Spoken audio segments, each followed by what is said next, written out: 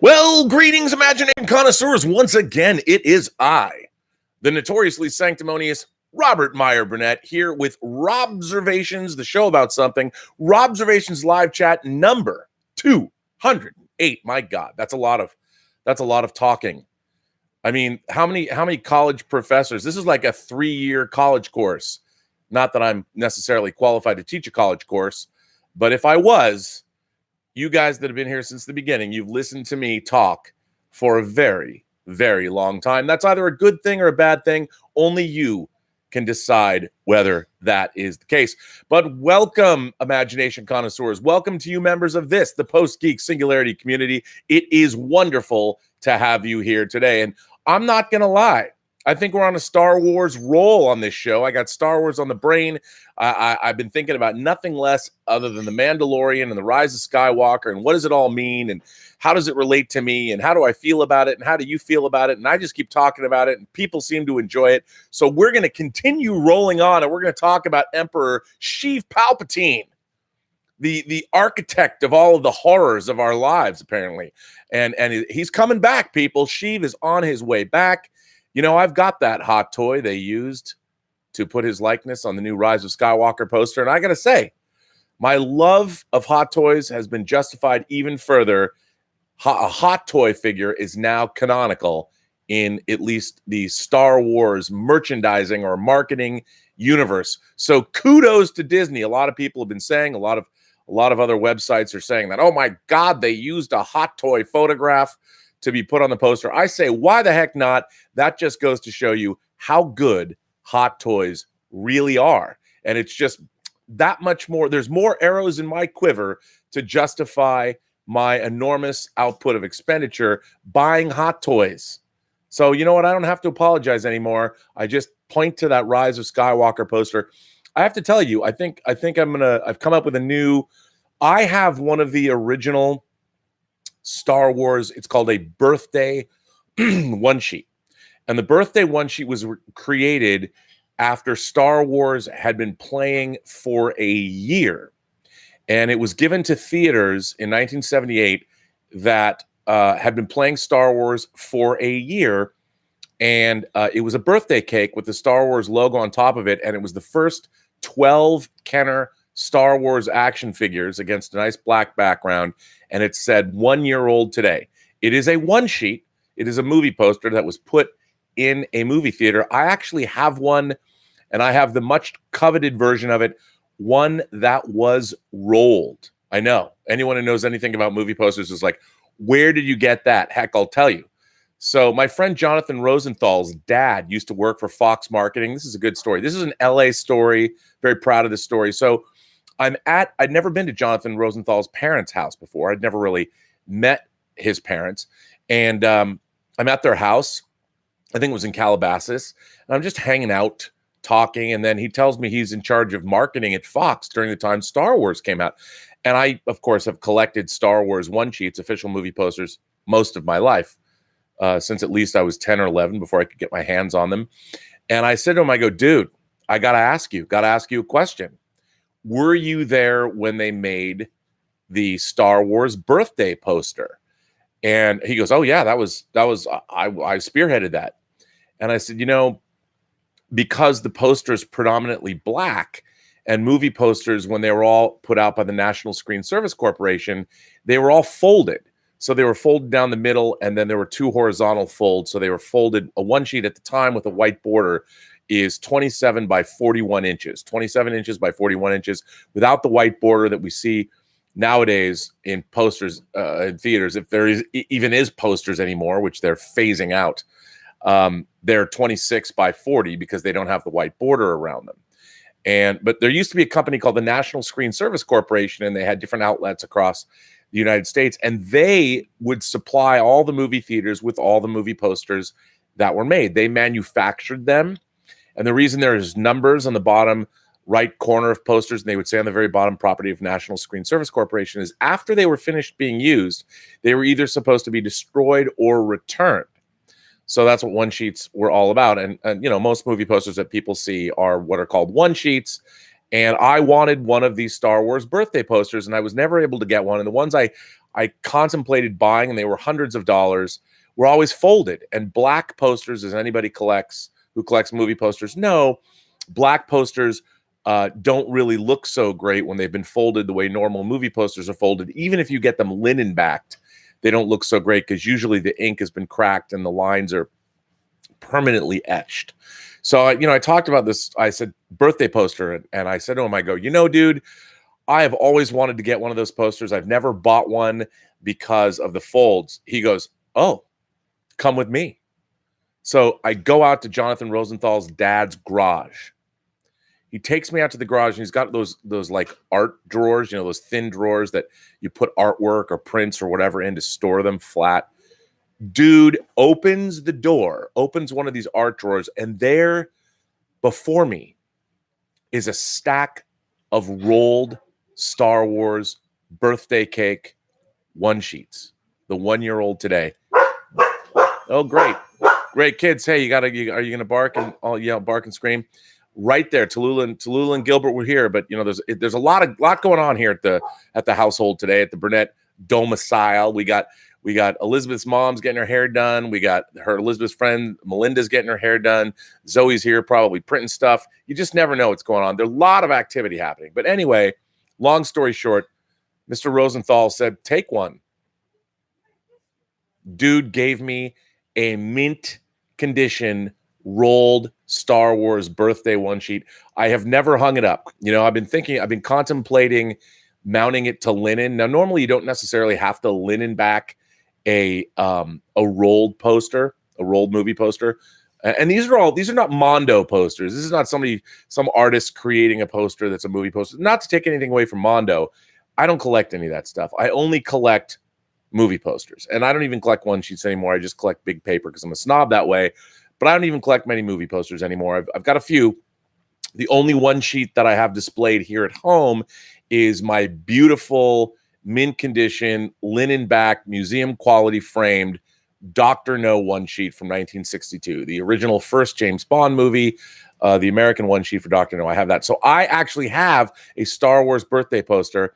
And, now I want to get a Rise of Skywalker one sheet, if they even make a Rise of Skywalker one sheet, because it's got the Hot Toys Emperor on it, and hang them up together, not in the same frames, but on the wall, reminding me that action figures have been a part of my life for a very long time, and they will continue to be so probably till I'm dead.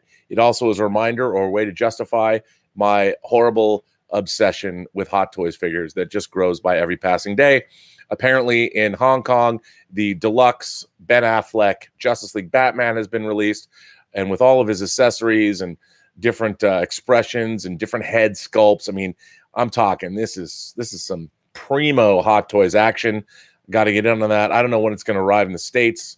Maybe in the next couple months. You never know. Darth Maul showed up sooner than he was supposed to. You just never know with Hot Toys figures. But anyway, I've had SHEEV Palpatine on the brain, basically. And I've been thinking a lot about SHEEV.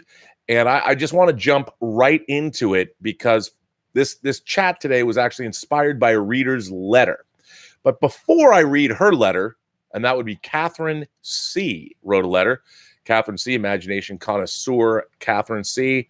I'm going to read a letter that directly talks about my rant from yesterday, my rant about verisimilitude, and specifically, I did not believe in the fact in Attack of the Clones when we saw Republic Star Destroyers rising up from the planet's surface and begun the Clone Wars have. And I said that seeing capital ships taking off from planetary berths really bothers me. That is Zoe Trope, ladies and gentlemen. Zoe Trope, who, by the way, is a college girl as of yesterday. That's right, ladies and gentlemen. Zoe Trope is in college. And because she waits till the last minute, she's got to be printing out something I bet needs to be delivered in about half an hour. You never know. But anyway, so she's going to be back there for a minute printing something out, as one does.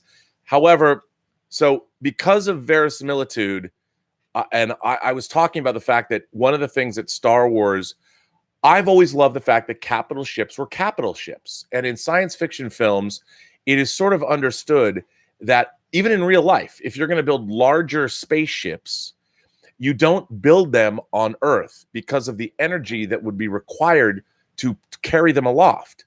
So even back in the day when like Franz Joseph was making his blueprints for the Enterprise, the idea was that the Starship Enterprise's parts might have been assembled on Earth, but then they were rocketed to orbit, and the whole ship was built in orbit. And we've seen orbital dry docks in many different science fiction films. Star Trek The Motion Picture established that the Enterprise refit, the greatest starship ever made, the greatest fictional spaceship ever in terms of looks. And if you want to talk about a design evolution from the original series Enterprise to the Star Trek The Motion Picture Enterprise, that is what everybody should look at. Unfortunately, Star Trek has abandoned that. So that's why their versions of the Enterprise are always unbelievable from now on, and, you know, or since. But so I brought up the idea that capital ships, just didn't believe it. I don't believe that ships of that size, and in the original Star Wars trilogy, by the way, we understood that the Death Star was built in space. Star Destroyers that are a mile long are built in space. But after Attack of the Clones, we saw capital ships on a planet surface taking off. And I said, that ruins verisimilitude for me. And a lot of people are like, well, why? Well, because I think the idea that capital ships are built in space is inherently a cool idea, and it makes sense because of how big they are. And also, it's kind of an imaginative idea. I don't like the idea, you know, aircraft carriers can be built on the surface of a planet, but not capital ships, not Star Destroyers, not starships. Don't like that. It ruins, it messes with my sense of verisimilitude. Well, somebody called me on that, and I'd like to read this letter calling me on my own verisimilitude. And I'm going to find it. And this one, it's going to be tough because this man, I love this letter, but I don't know if I can pronounce his name. His name is Rudyard Olejnik, Olejnik. You can get to this letter on the website at theburnettwork.net if you want to respond. But I'm going to read this letter because I got something to say to old Rudyard here, but he makes a very good point. Hi, Bob. Hi, Rob, he says. I'm listening to you speak about the verisimilitude of Star Wars and your take on Star Wars Episode 6, Return of the Jedi. You speak of how the design was not believable. Given that designs are somewhat in line with what has been shown before, is the design really unbelievable, or was the execution of the design unbelievable? A very good question, I might say. You yourself said that lighting is important when it comes to practical effects and sets. I don't disagree with the scene outside of Jabba's palace, nor the Ewok village. They weren't lit as well. The Ewok village in the trees had far too much light for something that should have been covered by countless leaves and branches. It was all too even and a little flat. Whereas Dagobah has lots of darkness, shadows, and different levels of light intensity. Absolutely it does. Absolutely it does. One thing we cannot dispute is that Jedi suffered from Lucas's issues with the DGA. The DGA inadvertently hurt Jedi before it began. Lucas also dealing with his broken marriage, the issues he had with staff from ILM that were dissatisfied with him, and a TV director tasked with making an entry into a massive franchise. Richard Marquand is a director that can handle actors well, but this new special effects technology was not something that many directors really had an experience working with at the time, given how new the technology was. I think this goes to your discussion about verisimilitude. I understand all of these things. These are all very good points to make. But you know what? People's personal problems and directors' inexperience when it comes to working with special effects are no excuse. They're no excuse as far as the finished product goes. They might be reasons, but they're not excuse. If the filmmakers don't have the experience or vision or determination or a level of perfectionist about them, then they're not going to deliver the quality an audience will need to buy into the film's reality. And I think that is all fair. But we're talking about Return of the Jedi.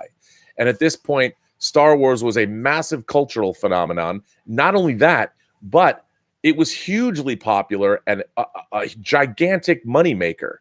And just because someone might need a little bit of therapy doesn't mean that that should be reflected in a movie. But okay, I guess we have all of Hitchcock's oeuvre to discuss and debate that about. But when you started to address the issue with anti-gravity and not believing the proto Star Destroyers being built on a planet and taking off for space, it got me thinking, Rob, how can you not believe these ships rising from the planet, yet have no issue with Cloud City hovering above Bespin? Cloud City is far larger. It doesn't appear to have any thrust or engines keeping it aloft. Luke dangles from an antenna beneath it and not disintegrated by any engines. It must have one or several anti-gravity devices keeping it afloat. If Cloud City can be kept afloat above a planet, why is it difficult for you to believe starships built on a planet cannot rise out of the atmosphere?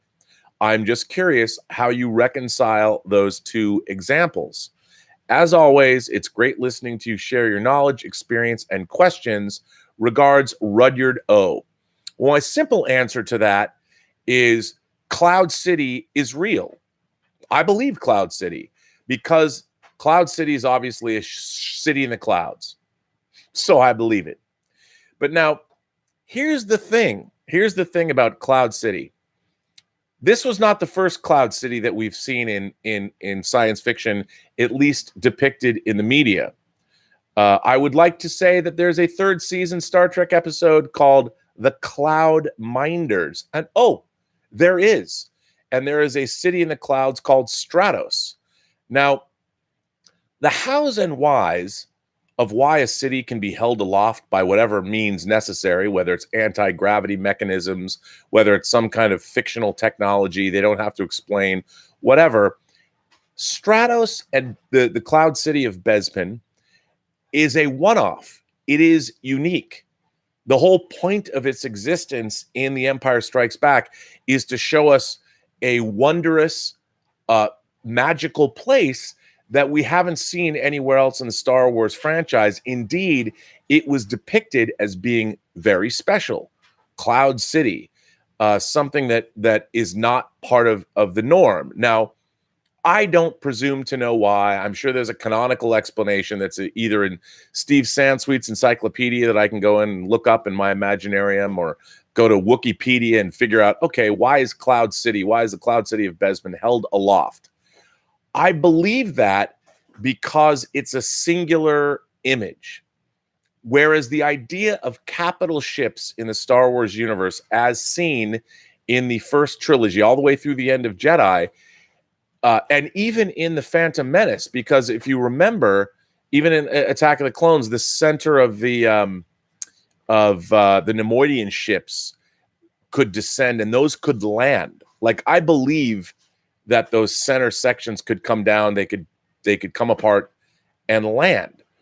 You know, in Attack of the Clones, at the end, when they show the Star Destroyers taking off, it sort of, in my mind, demystifies the idea of capital ships. And I think it's sort of understood in science fiction that capital ships are built in space. Maybe that's a romanticism that I have. Maybe it's unjustified. But when we see capital ships like Star Destroyers over a city, as we did in Rogue One, or taking off, in my mind, it sort of demystifies them. And what it also does is it takes away from the rules of your universe.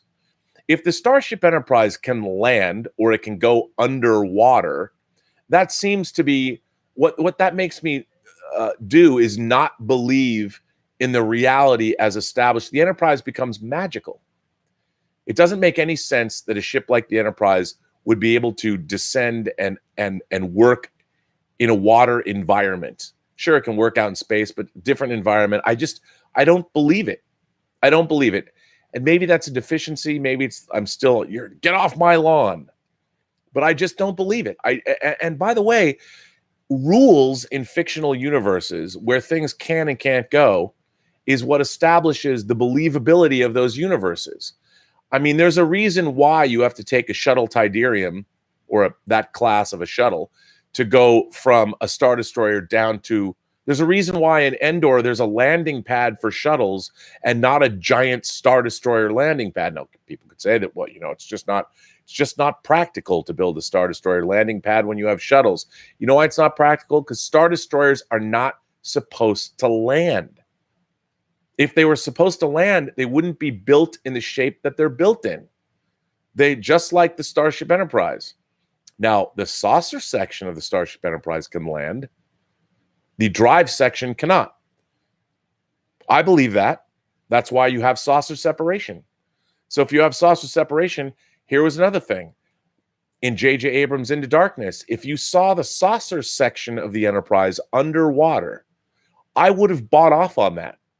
I would have believed that, because that's been established canonically. And the drive section would remain in orbit. There's no reason with transporters and shuttlecrafts. Why would you possibly need? What possible reason was there for the entire Starship Enterprise to be underwater in Star Trek Into Darkness? It would be orbiting at a geosynchronous orbit that was out of the range of the ability for the people on, what is it? Nibiria or whatever. What is that word? I don't even remember. I know it's something like that. That planet, why would you do that? I mean, just like, you park your ships away and move in. What if somebody saw the Enterprise come out from underwater? You never know. Somebody might be in a boat or something. I hated that. And I as we've talked about before, the idea of rules in fictional universes, rules that govern your fictional universe, are important. So I would say that I believe that Bespin is Bespin because for whatever reason, it is a special place. Maybe it's the atmosphere of the planet. I did not disbelieve the mountains in Avatar. I'm like, okay, these are special. These are not normal. They say that in the film. And as long as you give me some lip service, pay something. I mean, Bespin is shown, even the way it's shot. Remember, I talked about the fact that verisimilitude can also be established the way things are being shot. Now, I know you could throw back at me and go, yeah, no, the matte paintings and the clearly visual effects. I make allowances for that. I make lots of allowances. But the way Bespin was established, it was established as being a magical place. Even John Williams' score playing over the arrival to Bespin is great. That's sweeping. It's all romantic. So when you get there, it's established in the movie that it's a place of magic in a way, that there's a city in the clouds is an amazing place. So I buy into that. I don't buy into Star Destroyers being able to hover over planets, or hover over the top of Jeddah or whatever. I don't believe that. I don't believe any of that. It bothers me. It bothers me. But anyway, that brings me to the letter of the day, the letter that actually inspired this chat. A lot of things I hadn't thought about in this letter. And I don't think Catherine C. has ever written to me before. And let me find her letter here and pull it up, because I think it's quite interesting. So, look, man, I was as excited. I squealed like I want to say like a little girl, but I don't want to. I want to be a little bit more woke than that. Basically, I squealed like my 6-year-old self, who was waiting to see Star Wars because it didn't exist yet. But if I knew it existed when I was 6, I would squeal a certain way. And when I saw the first teaser trailer for the Rise of Skywalker, and I heard Chief Palpatine's cackle at the end of the trailer, I squealed like my 6-year-old self would have squealed if they knew Star Wars even existed in the first place. I didn't see Star Wars. It didn't come out until I was 10. So you do the math. But I would have squealed that way.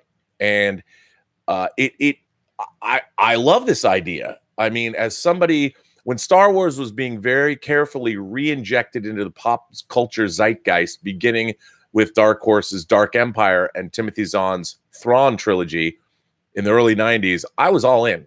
I love Dark Empire, the idea of the Emperor cloning himself, everything that happened in Dark Empire. I'm like, well, there you go. And all of that sort of kicked off the extended universe, the EU for Star Wars. And a lot of it was really, really good.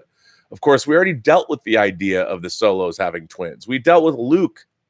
I mean, all of this stuff, anything they could have done for anybody who read Star Wars novels was really touched upon.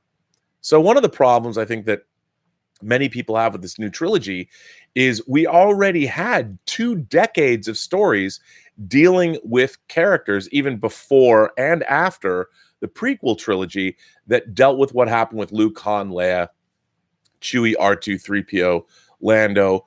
We were given a lot of great stories about these characters. And when they decided to, when Disney bought, of course, Star Wars, they got rid of all those stories because a lot of that information was going to be touched upon by the new filmmakers and the new writers and what Disney was going to do. I totally get it. I totally understand why they did that. It totally makes sense to me.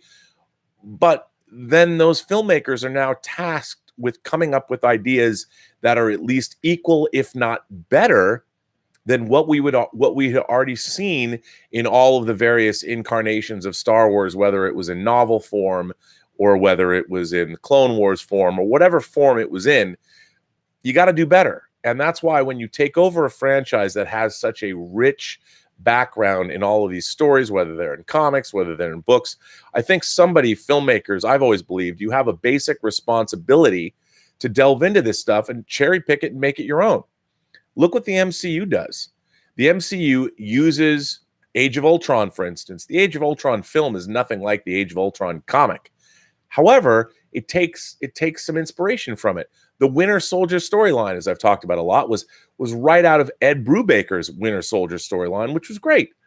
Touched upon all that, the whole character, what happened to Bucky, all of those things were already done in the comics, and they cherry pick that, and they make no bones about it. They're like, we're going back to our source material, and we're going to just take everything we want and put it into a new amalgamation of stuff that's going to be the Marvel Cinematic Universe. That's why it's called the Marvel Cinematic Universe. But everything comes from the actual Marvel comics, which I think is great. Now, when you have Star Wars, it baffles me why that same approach wasn't, they just flat out didn't admit, like, hey, we're going to go take all of these stories that already exist and we're going to cherry pick what we think are the best and put them into a new souffle and cook it up for you guys. And we're going to make it the best it can be. And I think that's one of the problems with a lot of people's disenchantment over the new trilogy is that we have had stories about what happened post Return of the Jedi that cover that whole time frame, 30 years of great stories, really interesting stories in various media. And we expect, I think, as fans, especially those people who delved into the comics and the novels and the toys even, the video games, we expect to get at least stories that are as compelling as the ones we already love. And I feel that, unfortunately, with Hollywood, if you're being paid the big bucks, if you're a creator, you're not going to come in, at least you have to be a certain kind of creator that has a certain security and comfort in yourself and your abilities to go, there's a lot of good stuff here. Why don't we go in and take a look at that? Like, I don't understand why the studios don't even have a team. Like, if you take over, say, the Predator franchise or the Alien franchise, and you want to do a new Alien versus Predator movie, I don't understand why Dark Horse's first Alien versus Predator comic wasn't used as source material to create an Alien versus Predator movie. That wouldn't have even, you could still do AVP as we were given it because that was Earthbound, but nobody did. There's some incredible stories about both the Aliens and the Predators that were done with Dark Horse, published through Dark Horse. Why wouldn't you go to those comics and go, hey, let's adapt those? Because when, filmmakers hired, most filmmakers are not necessarily comic book readers. And why should they take someone else's material when they can make it their own? Well, I would say, why not? If the ideas are good. But anyway, that brings me to Imagination Connoisseur Catherine C. And I might be wrong about this, but I don't think Catherine C. has written me a letter before. But I found it interesting, and I enjoyed it. So I decided to make it the topic of today's chat, as one does. So, take it away, Catherine. Hey, Rob. I watched your recent Star Wars chats after D23, and you mentioned how it seemed like Lucasfilm was doing damage control with Star Wars The Rise of Skywalker. But I'm not so sure that's the case. Granted, we know Disney didn't have a solid plan to begin with, since they jettisoned Michael Arndt's story for Episode 7 because they understandably wanted a reboot of Star Wars instead of a continuation of it. For despite growing up on both prior trilogies, I must admit, the fact that the prequels were poorly received critically, as was the atrocious Star Wars The Clone Wars movie. Thus, it made sense that Disney didn't put the monikers Episode 7 and Episode 8 in the marketing for those films, since they didn't want to encourage people to go back and watch the first 6 films when the first 3 are the prequels. Case in point, they canceled the prequel-era show Clone Wars almost immediately, despite retaining the entire creative team for Rebels, whose TV ratings were roughly the same. And we know Clone Wars is returning, so it's not like Disney considered it an unprofitable show. Like you always say, it ain't show friends, it's show business. So I get it. They wanted the new trilogy to be readily accessible to people who'd never seen Star Wars before, and they wanted to sell the new trilogy on nostalgia for the original trilogy, hence JJ saying that Leia is the heart of Episode 9, despite the fact that really doesn't seem to be the case. J.J. Abrams' return to the franchise was announced on September 12th, 2017, a full 3 months before Star Wars The Last Jedi came out. And according to some reputable news sources, J.J. pitched Star Wars The Rise of Skywalker to Bob Iger on December 14th, 2017, the same day that Star Wars The Last Jedi was released in theaters. So the idea that JJ jettisoned the story and started from scratch due to the reception of Star Wars The Last Jedi doesn't seem believable to me. Plus, the Aftermath trilogy of novels, whose first installment released way back on September 4th, 2015, I read that book, left some deliberately unanswered questions about Palpatine's involvement in the events of those books. The gist of it is that Palpatine sensed something within the unknown regions and intended to voyage out there from Jakku to seek out what he believed could be the origins of the dark side. But given his death at Endor, only a portion of the Imperial remnant escaped the Battle of Jakku for the unknown regions. But the specifics of what Palpatine expected to find, or what became of those who escaped, was never answered. Also, I read that both JJ and Rian Johnson spitballed some plot points for that series, despite they didn't reference its events at all in episodes 7 and 8. This got me thinking that maybe Kathleen Kennedy was telling the truth, that Palpatine's return was in the cards all along. After all, I was surprised to learn in the book, The Art of the Last Jedi, that Luke's arc in that film was the brainchild of George Lucas, who dreamed it up back in 2012. So Lucasfilm honored that idea of his, and it thus was not something Rian made up out of thin air. That was in the cards from the start. Plus, why exactly is the First Order's name the First Order? The First Order of what? So going off Snoke's dialogue in episodes 7 and 8, his entire motivation was to find and kill Luke, because he falsely believed he was out there rebuilding the Jedi Order. That was his first line of dialogue in Star Wars Episode 7, The Force Awakens. Hux only got permission to destroy the New Republic because he reasoned it would help get them to Luke first. And Snoke later ordered Hux to destroy the Resistance base because they couldn't be allowed to reach Luke first.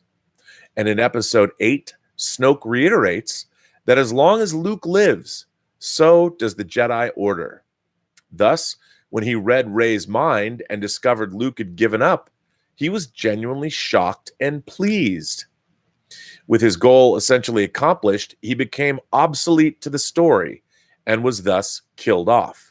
Hence, the first order for an Imperial comeback, or Palpatine's comeback, would be to destroy the Jedi Order once and for all.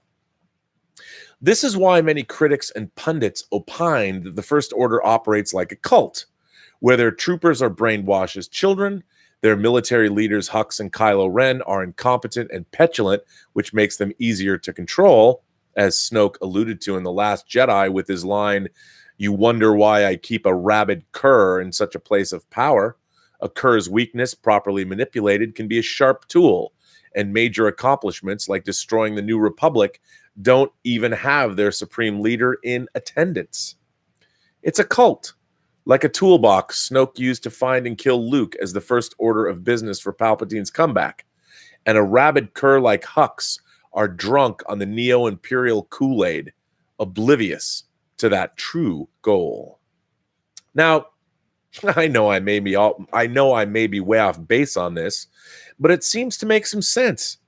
Lastly, with the Skywalker saga apparently ending in Episode 9, that seems all the more reason for Rey not to be a blood relative of any of the major characters, because going back to Episode 1, the Skywalkers were not of importance until SHEEV birthed Space Jesus Anakin, who was recently revealed in the comics to indeed be the work of Palpatine, as implied in Episode 3's Opera House scene.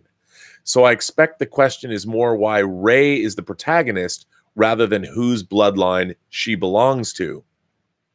Personally, I agreed with your friend John Campea after seeing Star Wars The Force Awakens for the first time, that she was a nobody of importance, given up for a life of indentured servitude to Uncle Plutt in exchange for her parents getting a ride off the planet from his spaceport Nema outpost.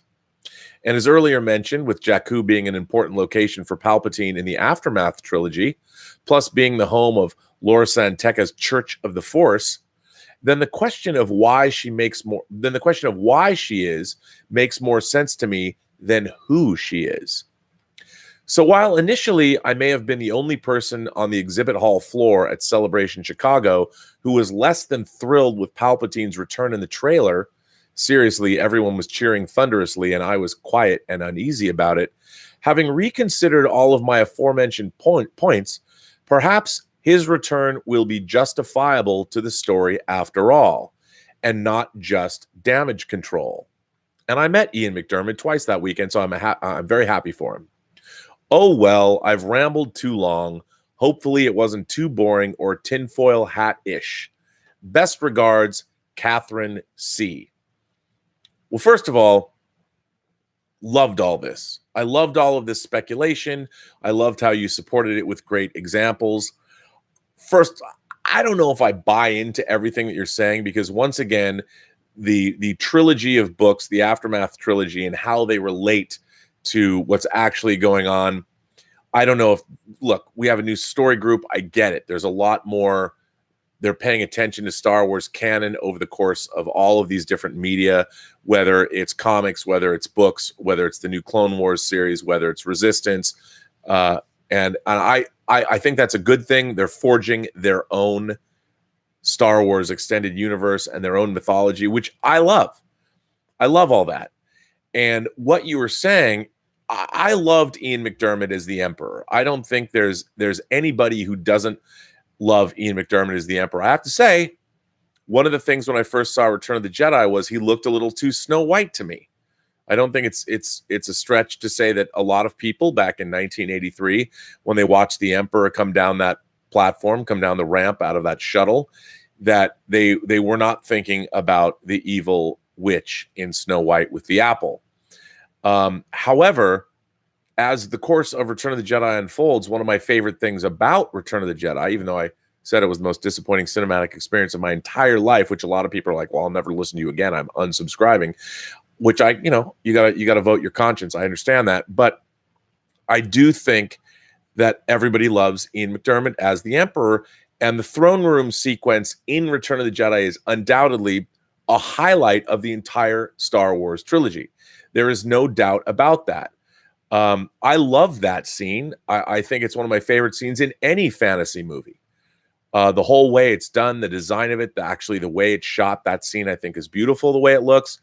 The John Williams music, the score, the choir that he brings in, Luke losing it.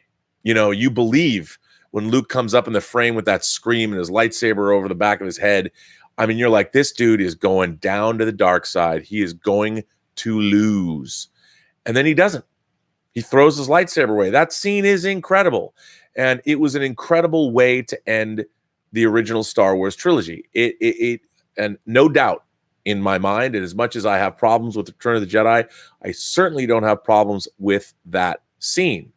However, I will say that Clive Revill, as portraying the Emperor in the original in Empire Strikes Back, was, in my mind, the Emperor in Empire Strikes Back was one of the scariest dudes ever because of how contemplative he was, how quiet he is. When Darth Vader makes his pitch and said if he could be turned, he would be a valuable asset.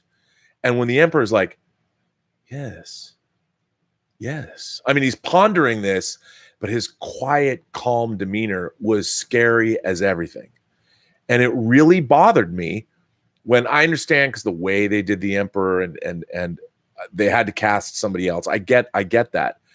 But Ian McDermott's portrayal of the Emperor was so cackling, and there was none of that. I mean, I wanted to see somebody, he might have been cloaked and walked with a cane, but I expected somebody who was quietly more formidable and less of a fairy tale or animated looking character. And I think, that sensibility was a problem throughout Return of the Jedi. And I talked about that at length yesterday, and it was really problematic. But it wasn't until that scene where he becomes really, really scary. And then, of course, I think Ian McDermott's portrayal of Palpatine was one of the highlights of the prequel trilogy, even though a lot of it, I don't need to get into that. As I've said, I think the prequel trilogy are terrible movies. All three of them are terrible films, but they're good Star Wars. It's the execution. I love the Star Wars story that's being told. The end of democracy, the end of the Republic, and the rise of the Empire. And I love all that stuff. That's why when I watch the prequel trilogy, I do find a lot to enjoy watching it, because there's just a lot of cool Star Wars stuff and world building that I really love. And I think I love Attack of the Clones a lot more than most people. And I'll tell you something. The was it Catalyst? What was the novel where you learn about everybody from Rogue One? I think it's called Catalyst. When I loved all that, when you hear about the Geonosians building the Death Star, that was a great book. I mean, a follow up to Tarkin. I loved all that stuff. And again, I there's so much really cool information about Krennic and Jyn Erso's father, and it was great stuff. So what's interesting is when you're steeped in the EU, and when you've read books and you've read comics and you're so steeped in Star Wars lore, I think it's a lot easier to enjoy the movies as we get them, because you do know all this backstory. So you're seeing something visualized. You don't necessarily like. I think Rogue One more than I would have, because I felt the first half of it was a little underbaked, and I would like to have met all those characters in their day jobs as civilians. I mean, let's see them guarding the mines for the Kyber crystals, and then have the Empire show up. Let's see those scenes. I would have watched that movie. It was a half an hour longer, and all of our characters we would have met, just like we met Jyn Erso in prison, and then they all come together, a la William Friedkin's Sorcerer or something like that.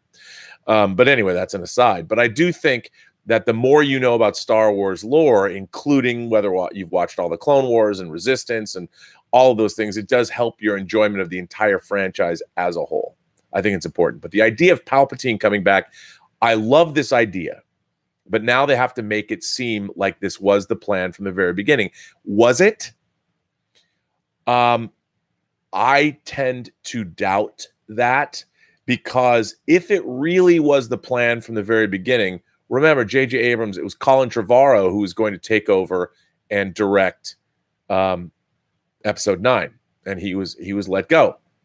So I don't necessarily believe that the Emperor, that Palpatine was going to come back. Now, anyone who read, what's funny about that is anyone who ever read Dark Empire has no problem with that, because Dark Empire is an incredible comic series. Now, admittedly, I haven't read it in a long time. I actually bought Dark Empire. They collected it in hardcover book form, not like a graphic novel form, but it's like a book. It looks like a book. It's the size of a book, but it's the whole comic.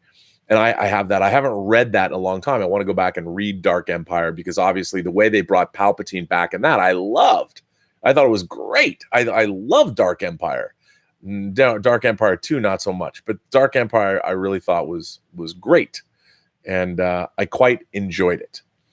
So I don't really think Sheev Palpatine's return was in the cards when they began this trilogy.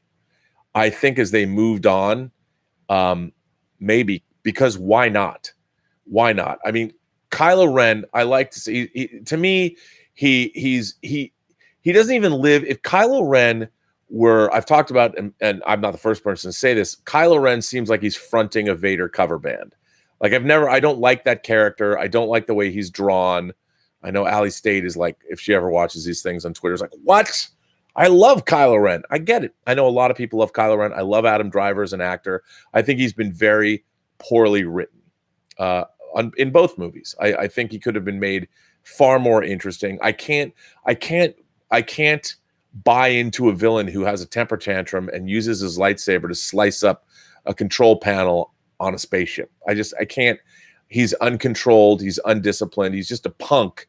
And I really wanted to see Hux punch him in the face, like sucker punch him. And, he can't even keep his lightsaber blade together. He's so unruly and undisciplined.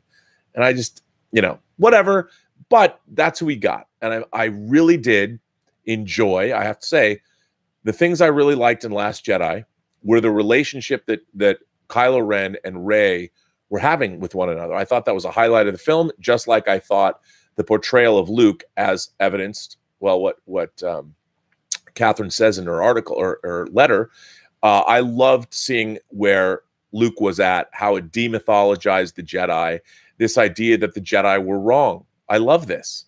I love this whole idea, and that if the Rise of Skywalker, whatever that is, that it is that Skywalker truly, I mean, what I'd like to see happen is that the dark and the light sides, when they talk about bringing balance to the Force, is that a person needs both. As a Star Trek fan, one of the great first season episodes is The Enemy Within. It's an episode where Kirk is split into two people because of a transporter mishap. And you have one where it's all passion and it's all animal instinct and it's all guts, and he's sort of fearsome. And then you have the other side, the thoughtful, intellectual side, but and both sides are missing something. And it shows that a person needs both those animalistic passions and instincts, as well as being an intellectual, as being a thoughtful person. You can't be one or the other. You need both. So I would assume that that Skywalkers, because we've seen Skywalkers on both sides, both the light and the dark side, that it is the fusing of the two through whatever happens in the Rise of Skywalker that is going to give way to this new religion, this new whatever it's going to be called, and that you're no longer a disciple of one or the other, but you need both. And the antagonism that's been going on between the dark and the light sides has been one of the most misguided things in the galaxy for the last how many thousands of years. At least that's how I see it. That's what I think the Rise of Skywalker means to me, is that we're going to get a fusion, and they're finally going to admit that a person, the dark side is easier and more seductive, as it always will be, but you need both. You need to be able to use those more passionate and easier and more seductive paths, but governed by the light side. And the whole point of bringing balance to the Force is not bringing a balance between the light and the dark side, but it's to fuse both sides to be utilized by the wielder to be a better person, to be the new evolution, whatever you want to call, what you want to call it. That's my thought. And that all of everything, the Jedi, the Sith, they've all been misguided. And it's really interesting that we need this one final, I think we're going to need this one final push made by Sheev Palpatine coming back in order to this final battle. But what's going to come as a result of that is going to be that fusion, or in Star Trek terms, the fall torpon, the refusion. And that's where the galaxy, somehow thousands of years ago, there was a split. And at least that's the way I see it. That's kind of my thoughts. But I don't think Palpatine was always planned to come back. I don't. I think they've decided to bring him back because it was a smart move. I think they realized in hindsight, because we never got a movie where we saw all of our old favorite characters come back. I mean, that's a big, big, big blunder. I think when the history of Hollywood is written and they write the history of Star Wars, you're going to find out that one of the great mistakes, and I even think J.J. Abrams will probably admit this. I've never met the man. Everyone's told me that he's a really nice guy, and I've spent enough of my career as a pundit ripping on his Star Trek movies that if he ever knew who I was, he'd probably not like me very much. But I'm sure that he is a very nice guy. I really do. And I think he does mean well. He's not sitting there going, I'm going to ruin the Star Wars franchise. No, he wants Star Wars to be fantastic. He's trying to make the best movie possible. And he's probably having the time of his life, because who wouldn't? You know, but you only have so much in terms of your ability. And I'm hoping he sticks the landing. I've never been hoping for somebody who I have not appreciated their work, at least their work of the last 10 years. I've never been pulling for somebody so hard to stick this landing. I want the Rise of Skywalker to bring me, it'll be my second coming. I want to feel at the end of the Rise of Skywalker the way I felt at the end of The Empire Strikes Back. I felt that Star Wars was once again elevated. Not once again, it was elevated to a new place in my mind. So, as Uhura said in Star Trek 3, all my hopes, JJ. Sheev Palpatine, I want to see you come back and kick some major ass. I want you to be a giant threat. I want to listen to you cackle and spew force fire out of your fingertips. I want it to be awesome. I want it to kick my ass. And you know what? December 20th can't come soon enough. That's what I say. Do good, people. Do good. As the world goes to hell in a handbasket, as the Amazon burns, as we go into a trade war with China, as all of the things in the world that are spinning out of control, I would like to see Star Wars consolidated within the space of a month. We're getting some Mandalorian action, and we're getting the Rise of Skywalker. I might even pull out my 3-foot resin Star Destroyer model that I have yet to build, the Randy Cooper Star Destroyer that I've had for years and years. I might have to build it it's like this big, you know. It's made out of resin, pain in the ass to build, but I'm going to fill it up. I'm going to, there's this one guy who builds models he's like a Spanish dude. I always look at his modeling tutorials. He built a Star Destroyer. I'm going to build mine just like his. And it'll be sitting behind me. It'll be in the Imaginarium when I'm going to move in there. I'm going to be doing those shows from there. You'll see it. Maybe I'll do a build video. Like I have enough time to sit there and make a build video. How long will it take me to build a 3-foot resin Star Destroyer? A long time. But anyway, I'm excited about it. And you should be too. So I want to say thank Catherine C. for writing in. By the way, put away your Star Wars hate, man. I know. The haterade must stop. It's got to stop. Stop. Everybody's bitching about Disney, Star Wars. Jesus Christ. All right. How about this, Internet? Let's put a moratorium on the Star Wars hate. Let's put a moratorium on it, because nobody hates the work that J.J. Abrams has given us more than I do. And I'm willing to do it. I'm calling a ceasefire for all the Star Wars hatred that exists. We got the Mandalorian coming down the pike, and we have Rise of Skywalker. Why don't we just celebrate all of this? Like, let's give it a rest for 4 months. Why don't we all agree to get excited? And you know what? If the film is a crushing disappointment, then we can go back to eviscerating Disney and eviscerating Star Wars and eviscerating everybody who you want, because I'm with you, man. I am with you. But we got something to look forward to. It could be good. Hope springs eternal. What do you say, kids? What do you say, Imagination Connoisseurs? What do you say? Let's get behind it. Let's come on in for the big win. Anyway, thanks, Catherine C., for that letter. That was great. I got more letters. I got a lot of letters, people. Let's see if anybody's saying anything in the chat. Boy, I've talked for a long time.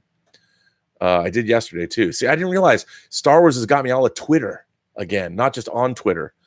JB Bonifacio, dude, you're always in with the super chats, man. I appreciate that.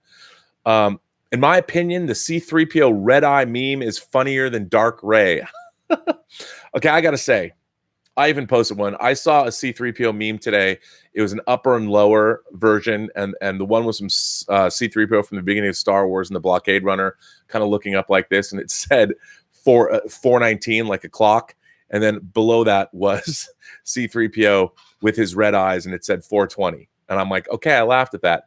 And then another one that I thought was even funnier was the same image, and someone had written C-3PO, and then with the red eyes, C-3PO RGB. I guess you'd have to be a graphic artist or an editor to think that was funny. I thought that was hilariously funny. So kudos to whoever did that. Fantastic. David Tapia says, what is the best way to purchase free enterprise? Well, David, that is a very good question. The only way I would say, the only free enterprise that I currently approve of, if you watch the streaming version that's either on, I guess, YouTube or Amazon, it's terrible. It's 4:3. It's standard def. It is not my preferred version of the film. Free enterprise, in my mind, was never quite finished the way I want it to be finished. I did get a chance to go revisit that back in 2005. And the 2-disc Anchor Bay disc is the Anchor Bay DVD is my version of choice for the film. What I'm hoping to do is acquire the rights, or at least I was talking to a person just earlier today about acquiring free enterprise from the original investor, my producer, and who produced the film and put up the money for it, and see if I can acquire it, because I'd love to do what I'm calling the Final Frontier cut. Apocalypse Now Final Cut comes out on video today. I got to say, you guys, I know some of you, people look at me and go, Rob, it's so 20th century to stick a disc into a machine. You know, I'm a big proponent of physical media. One of the physical media releases of the year comes out today. It's Apocalypse Now Final Cut. Check it out, yo. It's 6 discs. 6 discs, and it's less than $25. That's right. What do you get? You get Apocalypse Now Final Cut, Coppola's brand new cut. By the way, if anybody on the internet calls him Coppola, again, I'm watching all these reviews. They're calling him Francis Ford Coppola. What? Anyway, you get the final cut. It's just Final Cut. It's not the Final Cut. It's Apocalypse Now Final Cut in 4K. You get Apocalypse Now Redux in 4K, and you get Apocalypse Now the theatrical version in 4K. And there's Blu-rays of each one of those as well. But they're taken from these new transfers. The new transfers, state-of-the-art, Apocalypse Now has never looked better. And you also get the incredible documentary that was taken from Eleanor Coppola's footage she shot while the movie was being made, Hearts of Darkness, A Filmmaker's Apocalypse. If you guys collect physical media, you owe it to yourselves to get Apocalypse Now Final Cut. It comes out today.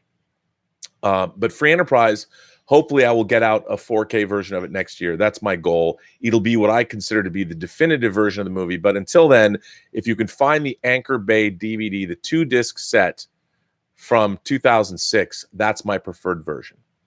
Cardinal Sin is here. Cardinal Sin, thank you very much for your support of the channel, sir. Rob, would you please send me a link to the episode August 1st or 2nd when you read my letter? My only working computer is so old, it barely does YouTube, and I can't find it anywhere. Thanks much. You know what, Cardinal Sin? I will look for that. I'm not sure which episode that was, but I'll go look into it. JB Bonifacio says, Shmi equals future ray theory has 0 verisimilitude. Yeah, I know. Time travel or all that stuff. Yeah, it's lame. JB Bonifacio says, Shmi. Oh, pardon me. You just said that was JB Bonifacio. Stub McShave says, dark ray lightsaber design is probably for toy cells. Now, correct me if I'm wrong. Didn't they have the butterfly knife lightsaber in was it in Clone Wars or was it in Rebels? Maybe it was in Resistance. I think we've seen this lightsaber configuration before. It's one thing to put it in an animated show, but I just don't buy it. Like, can you imagine you'd have to be one adept wielder of the Force to make sure you don't cut off a limb. It doesn't make any sense to me why you would have a butterfly knife lightsaber. I don't get it. JB Bonifacio says, the legacy of the prequels are the hilarious memes. Indeed. Koba says, the prequel trilogy is basically ancient Rome in space, the Republic becoming an empire. I agree. But you know what? One of my favorite things that's ever been on television, one of my favorite things actually ever, was the BBC's production of I, Claudius in the 70s. Now, I know some of you are going to go, what is I, Claudius? I, Claudius is one of the greatest things that's ever been on TV, but it was shot on videotape, so it kind of looks like a soap opera, and a lot of people won't be able to hang with it. They won't be able to hang with it. It was shot on sets. You've got some of the greatest actors ever. The mother in The Sopranos, Tony Soprano's mother, was named Livia after Sean Phillips' character, Livia, who also played the mother, Mohayim, Mother Guys, whatever. In Dune, Sean Phillips was in Dune, the leader of the Bene Gesserits. And amazing. Brian Blessed was in it. Patrick Stewart was in it. Ian Holm was in it. John Rhys Davies was in it. It was incredible. But I wanted to see if they were going to make it like The Fall of Rome, make it like I, Claudius, or do that. It just was done. It was so clumsy, and it was so, and I know the green screen and why it was shot and how difficult it was to do that, but you needed, you know what, if David Fincher had directed the prequel trilogy, then it would have been great. And George Lucas could have just produced it. But you know, we can go into that. Yes. They are the hilarious memes. Koba says, Koba already did say, I'm being a little fragmented. Koba says the prequel trilogy, he just said that, is basically ancient Roman space, and I believe that. The Republic becoming an empire. Dan V900 says, Palpatine did not create Anakin. Charles Soule wrote the issue and said it was the dark side trying to convince Vader to move on. It wasn't real and was about Palpatine orchestrating his life. That could be. I'm not up. I don't know. Dan V900 says, the idea of needing both sides has been explored before, which is a great idea. The original Jedi in Dawn of the Jedi used both sides where you couldn't be too light or too dark. You needed to be balanced. Well, yeah, I mean, I vaguely remember that. That's probably why I had that idea in the first place. It certainly wasn't necessarily original. I was thinking more Star Trek and, like I said, Enemy Within. It makes sense. You know, the idea of that there's a Sith, there's the Sith and the Jedi, it's basically a bastardization on either side about what's supposed to happen.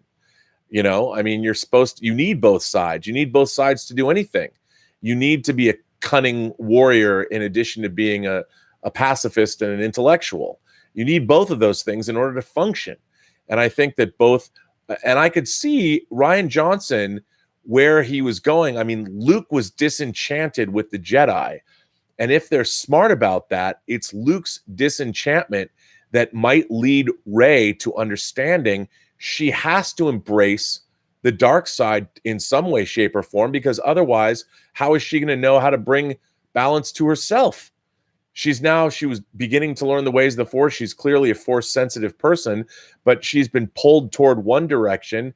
Kylo has been pulling her to the other direction, and maybe they're both going to help each other. I still think Kylo Ren should die because he's irredeemable. He killed Han Solo. He killed his father.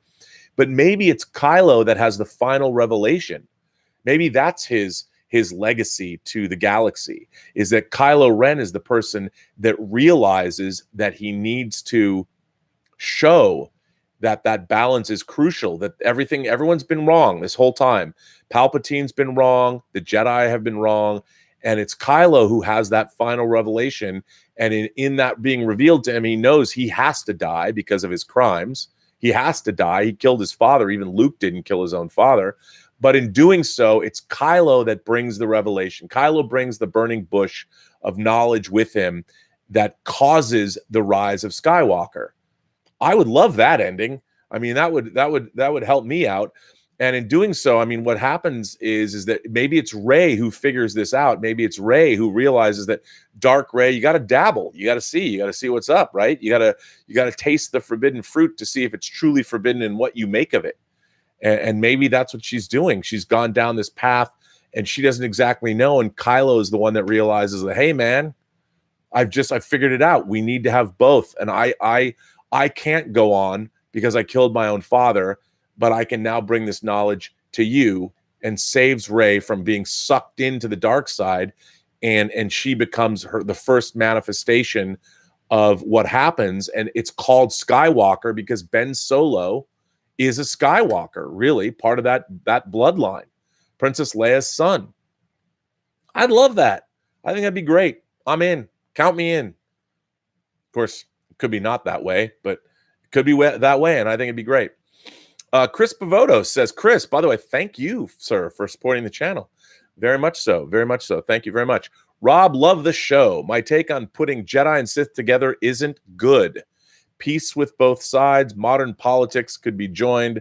One good way is better for all. But like Cisco said, Starfleet lost due to Earth being a utopia. Well, you know what? When I was working with writer Jeffrey Thorne wrote that utopia is like fire in a nuclear engine or something. And basically what he was saying is that the problem with utopia is that it's stagnant. A utopian civilization removes the ability to strive, to grow, to change. And I think it's that push and that pull that makes humanity, or I guess any sentient life form, you need both. You can have utopian ideals. Like, I think that it's interesting because we now live in a civilization where everyone's talking about whether it's going to be socialism or communism or capitalism. The problem is whatever isms, as Ferris Bueller said, isms, in my opinion, are not good. But again, the problem is we don't have that balance. Our capitalist system has been corrupted and betrayed by the greatest capitalists because, when you get rich, you want to hold on to everything. But the income inequality and income disparity is eventually going to lead to a let them eat cake situation, and that's never good for anyone. But interesting, I really, first of all, love the idea that you're pulling out the Cisco sentiment out there from, of course, episodes like Homefront, Deep Space Nine, great stuff. Really like that example. Nicely done. This is a good letter. This letter comes from Nicholas Hughes. Nicholas Hughes makes a very good point here. Greetings, super sanctimonious RMB. We have heard Lucas say that Jar Jar Binks was the first CG character to be in a movie, yet a few years before Star Wars Episode 1, The Phantom Menace, the movie Dragonheart has not been given any credit, with the dragon being the first real CG character, and we never hear it talked about. Do you think this movie has been overlooked? And did you like the movie? Thanks for your entertainment. Well, Nicholas, thank you. Great question. Great point to make. I really liked Dragonheart. I thought Dragonheart was great. There's been many sequels, but you're right. I mean, you had the thing about Dragonheart is, I don't know if it's because it's a dragon. I think it's a little bit easier to do than if it's, say, a humanoid character like Jar Jar Binks and then later Gollum. But I think, you could say that, but I think a dragon was easier to pull off because we don't have the expectations of it as being as, say, photorealistic as a human being. But there's a good point to be made there. Dragonheart, I believe it was ILM who did that. I'm not sure. But a great point. I think Dragonheart's a great little movie. Well, it's not really even a little movie. I really like Dragonheart. A lot of fun. Ian Samuels is here, and Ian Samuels, because everyone's got Star Wars on the brain. Ian Samuels, who writes a lot, he has Star Wars on the brain too, and he has written in Rob Meister General, Episode 9. Okay, so let's start with the character of Kylo Ren. In Star Wars Episode 7, The Force Awakens, we are introduced to him wearing a mask. We later discover that he doesn't need the mask. The reason for the mask is just a symbol of his fanboying over Darth Vader. In Star Wars The Force Awakens, we get a great shot of him stopping a blaster bolt. But once we get to know the character, he comes across as a whiny, emo teenager and is pretty annoying. The new teaser trailer for Episode 9 from D23 shows us a bit more. The first doesn't give us much at all. It shows us Kylo repairing his mask to put it back on. The image of Rey doing the force jump over Kylo's new TIE fighter could be a hint towards the possible concept that she is literally skywalking, suggesting that Skywalker could be a new type of force user, not just a family name. Could very well be. I think they're training together, frankly. I think Rey is training with Kylo. In the new trailer, we get to see Kylo and Ren fighting. Kylo and Rey. In the new trailer, we get to see Kylo and Rey fighting on the remains of the second Death Star. This is the image used for the poster as well, with the image of Sidious looming over them. We also see a dark-side Rey with a flip-out double-bladed lightsaber. Excuse me. This will most likely be a vision that Rey will have of a potential future if she follows Sidious. This may happen inside the remains of the second Death Star, where the spirit of Sidious lies in wait. It is believed that Matt Smith would be playing a new dark side character called the Dark Acolyte, and that the purpose of his character is for the spirit of Sidious to inhabit his body to continue living beyond death. We see a hell of a lot of Star Destroyers in this trailer. These are not First Order Star Destroyers, but Imperial ones, possibly where the Sith troopers come from. It is likely that this is a fleet that Sidious has hidden, waiting for his return. There's a few intriguing things in the new trailer, but still not really enough to say for definite if the film will be any good.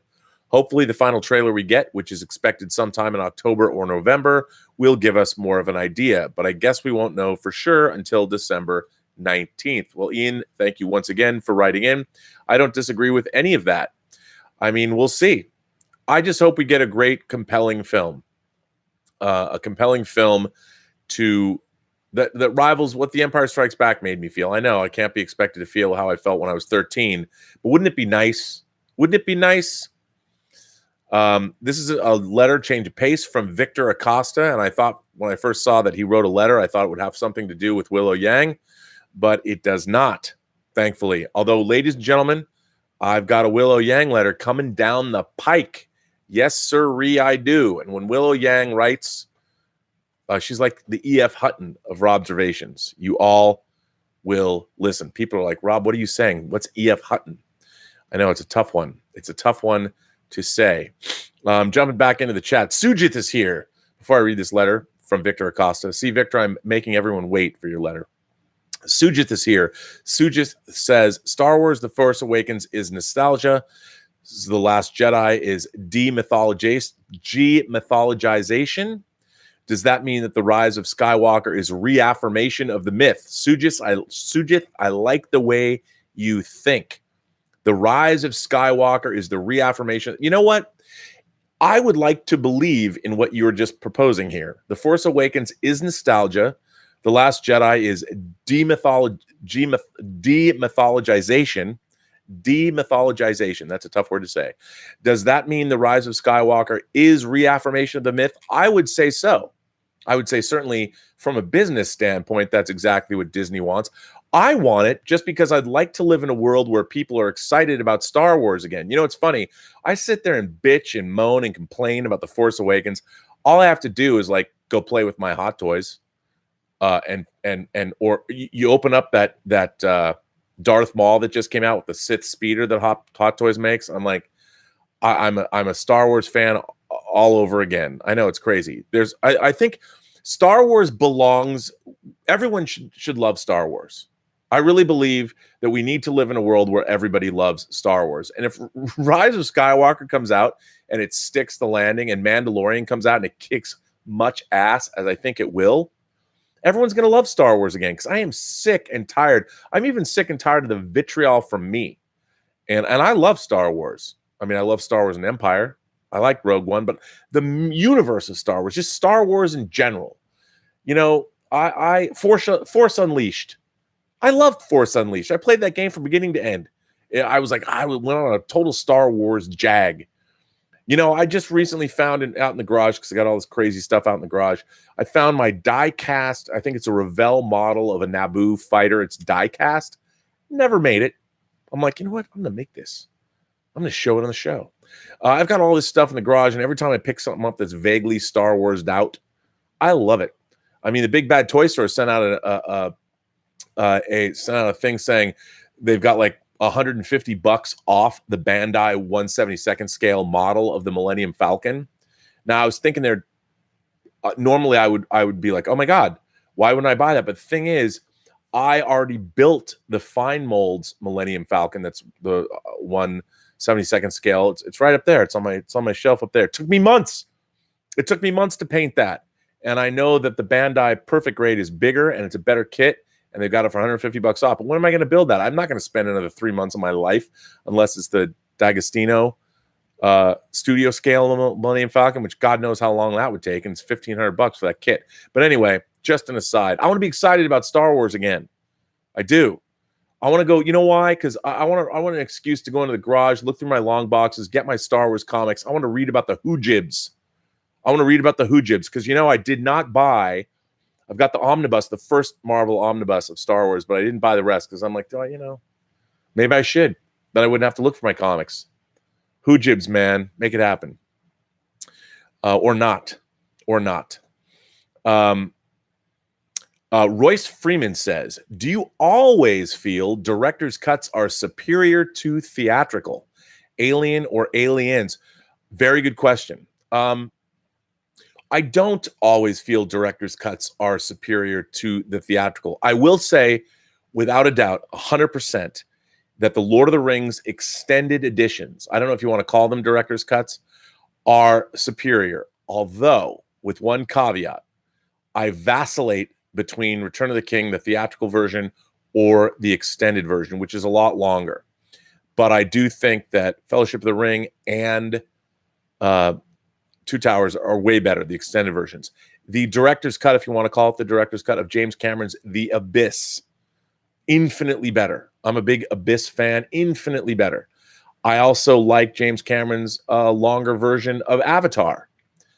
And I do think the version of Aliens, the longer version, is better.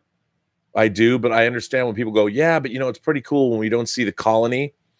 And the Marines arrive and it's decimated. And in the director's cut, you see Hadley's Hope, you see LV-426 before the Marines arrive.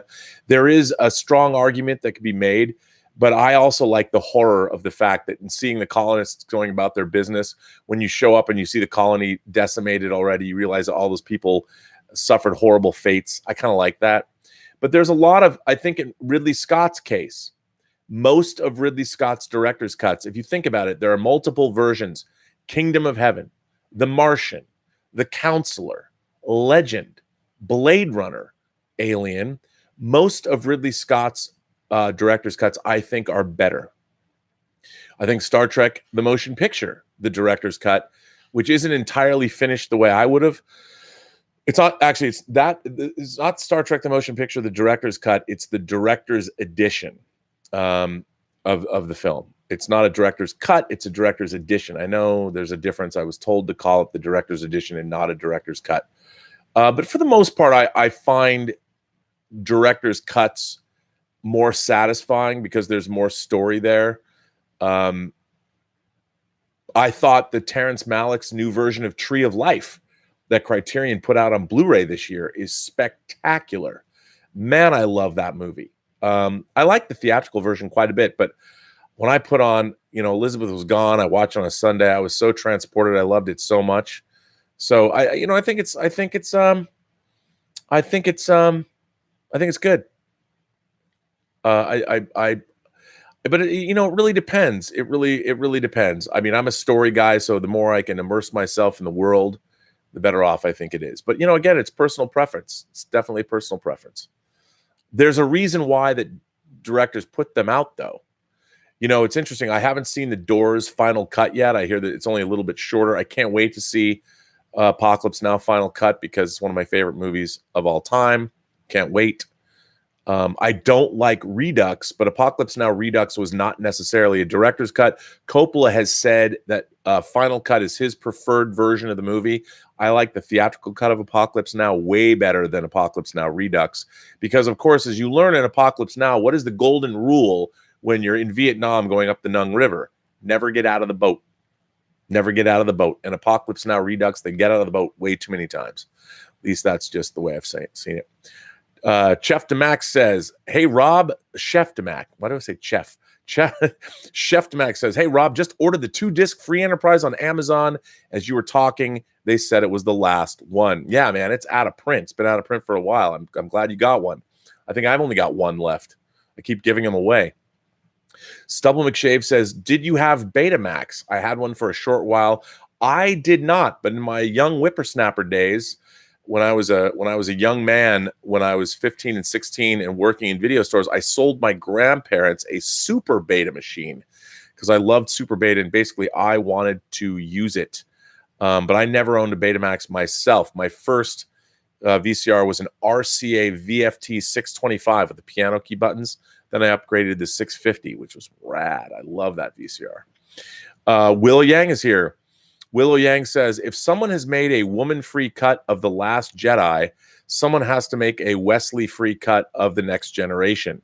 I don't know how much more of him I can take. Willow, I feel your pain. However, I will say this. Final Mission and The First Duty, especially The First Duty, are excellent Wesley stories. Check it out. Chuck Philpott says, in the words of the great R&B, my God, Apocalypse Now 4K 6-disc set.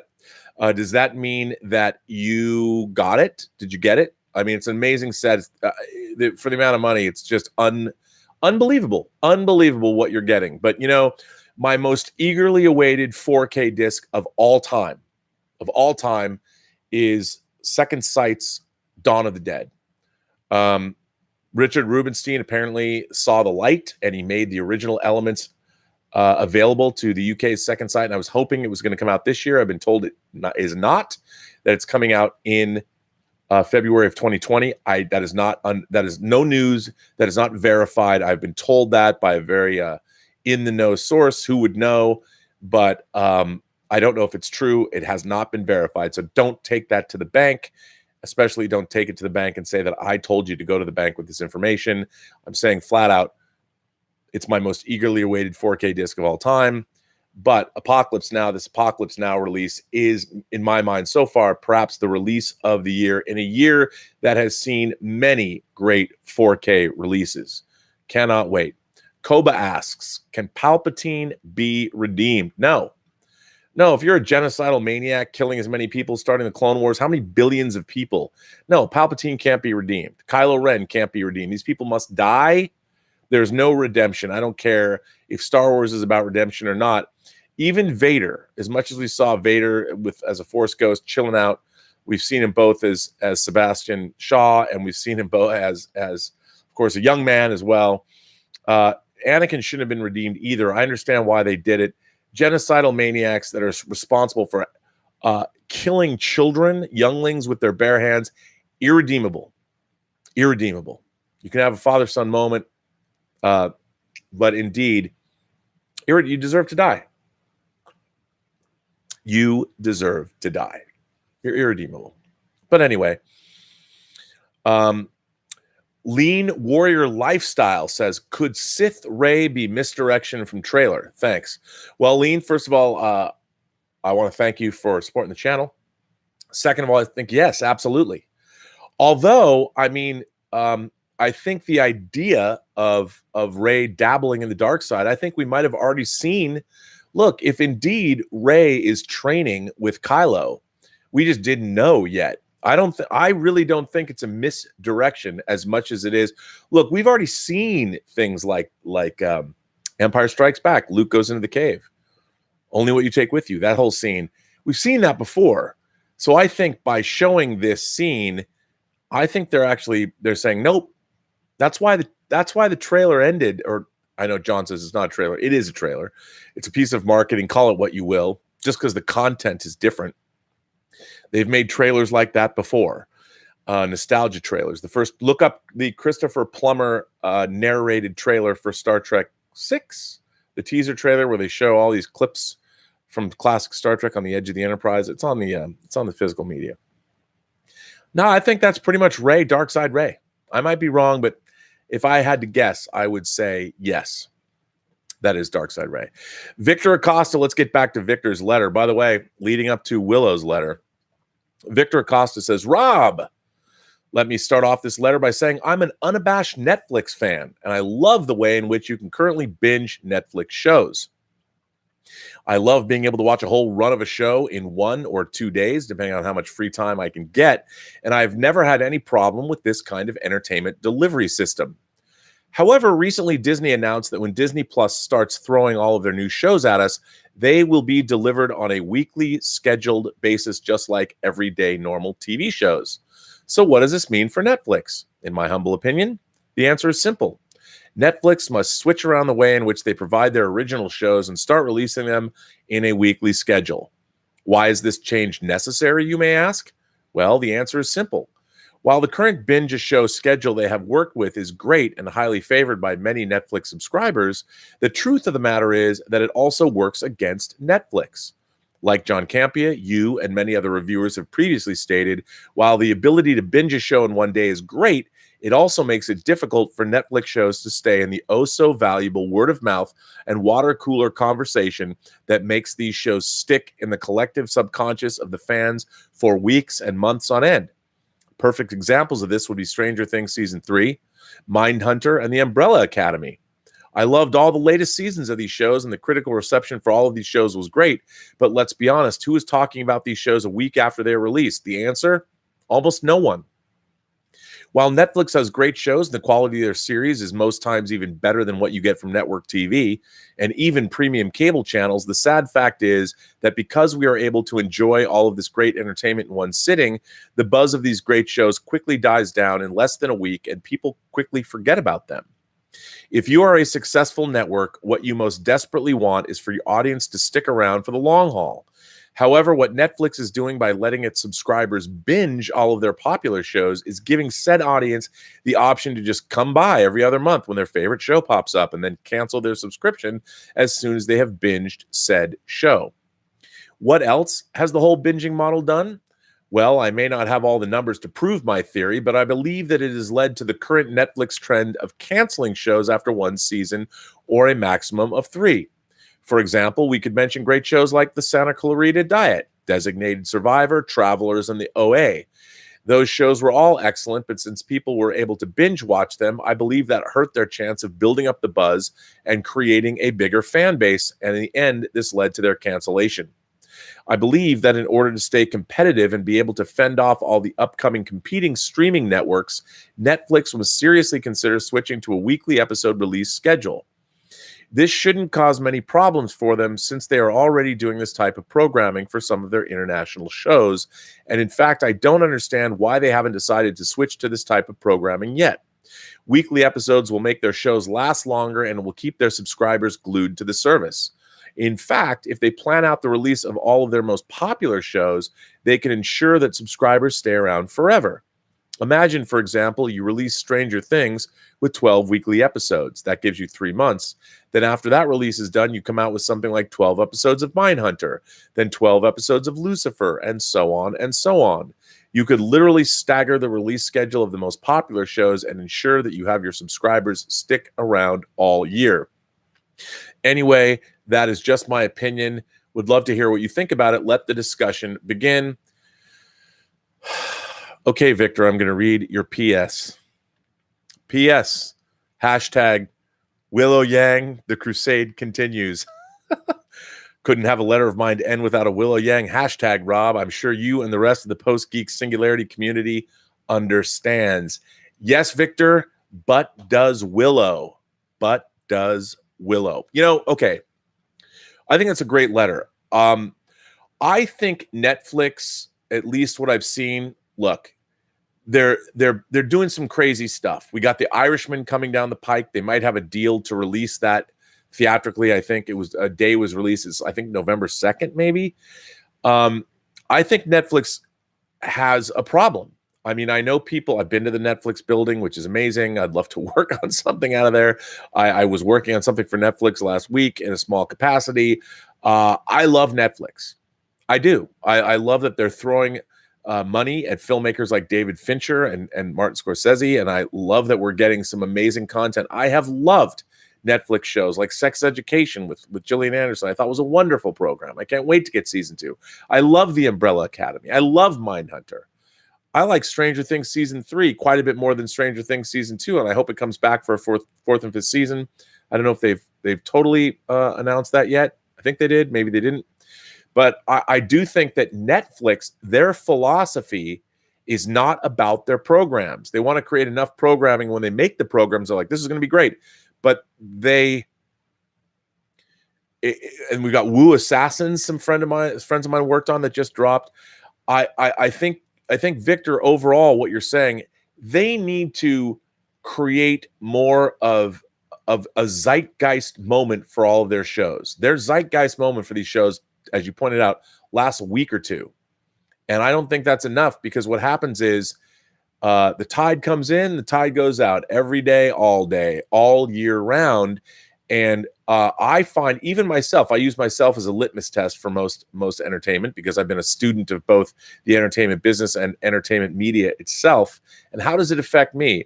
I watch these shows, I binge these shows, and I'm on to the next. Netflix shows, as far as my mind is concerned, are some of the most disposable programming I have ever watched in my life because I'll binge it all, watch it, really enjoy it, and then I'm on to the next. They're the most forgettable shows, and it's because of the way you do it. I think binging shows all at once does a disservice. I mean, the one thing that Game of Thrones had going for it at its height, even in episode the 8th season, is the anticipation. You're waiting. It's something that's in your mind. Your favorite show, you're waiting to see it. You know, I watched this Hulu show. I don't want to say I hate watched it because I liked the characters and I was fascinated by the show, but it certainly didn't go in any direction. I watched The Path. Hulu's The Path. Aaron Paul starred in it. It had a great cast members. I mean, Keir Dullea, 2001's Keir Dullea was in it. My God. I watched The Path, and while I didn't love the show. I liked the show. It looked like it was going somewhere weird and trend. It never did. And then they canceled it after 3 seasons. But I would anticipate The Path. And what was funny was I'd always forget about it.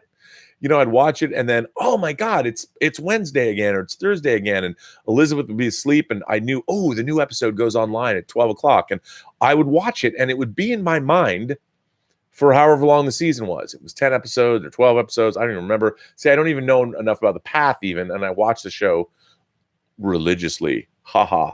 That was jokes. It's about religion. But I really liked it and I anticipated it and it lived in my head a lot longer. And I thought about it a lot longer. I mean, I binge a show and it's weird. Maybe there's something psychological that happens to us as human beings. But when we hear a story, I mean, I look between the books and the movies and the comics and the internet and all of the stories that we're filling our minds with and the movies I'm actually working on, like Tango Shalom still, my mind is filled with stories. But with these bingeable shows, if you're not watching them once a week, the way I like Hulu does it, that anticipation keeps those shows alive. You talk about them with your friends more. And I think that's what Netflix does not understand yet, that value, because their situation has been working for them. But when the great streaming wars begun the streaming wars have, as soon as Disney Plus goes online, as soon as Warner Brothers and Universal and Apple and all of these shows and all of these streaming services go online, you're going to be competing for the imaginations and the anticipation of your viewers. And people are going to forget about Netflix. They put out their shows. People are going to be talking about the shows that take longer. I mean, come on. I would imagine that The Mandalorian is going to be the most talked about show in November. And they've got The Mandalorian, which is, in my mind, really smart. That's why Rise of Skywalker better be good, because the way The Mandalorian is going to work starting November 12th, it's it's going to lead right into Rise of Skywalker. And I don't know how many episodes there are of Mandalorian. I don't know. They might have announced it. Is it 8? I'm not sure, but if there's 8 episodes, you're gonna literally, The Mandalorian is going to end the week before Rise of Skywalker opens. My God. I mean, that's 2 months of anticipation. Every episode of The Mandalorian, they can show us a new commercial for Rise of Skywalker. Who isn't going to love that? And it's going to keep that discussion going. It's going to keep, most importantly, the show in the zeitgeist. And I don't think Netflix does a very good job of doing that. They're trying to figure out, it hasn't even been on there. Let's face it, Netflix is a little too big for their britches. I mean, they've been throwing a lot of money out there, but there's been a lot of signs about where Netflix is going to go. We'll see what happens. But Victor, yeah, I'm with you, buddy. I don't know if that's necessarily the solution, but it is pretty good. And since you brought up Willow Yang, you know, new people to the channel are going to be, they don't understand who Willow Yang is. For those of you who don't know, I've had a lot of new subscribers because of these Star Wars shows. Willow Yang is a longtime Imagination Connoisseur. She is a member of the Post-Geek Singularity community, and that is all of you who come to these shows. It's a phrase I came up with. I made it up based on Ray Kurzweil's idea about the singularity. There's been other science fiction writers, but he wrote a book about it. And the post-geek singularity is the world we live in now, when all of our geeky concerns that used to be geeky took over the world. So we live in the world where the geekosphere, we all won. And Willow Yang is a lifelong dyed-in-the-wool geek. She's also our resident PhD candidate. She's studying to become a molecular biologist. And basically everybody loves Willow. And why not? She even told me that Yang means willow. So basically her name is Willow. Although Willow is not her first name. It's not her real name. She has a Chinese first name that I don't want to presume to I've seen it. She didn't even tell me that, I don't think. Or maybe she did. I don't know. But somehow I know that. But I like Willow Yang, Willow. And she always writes these great letters.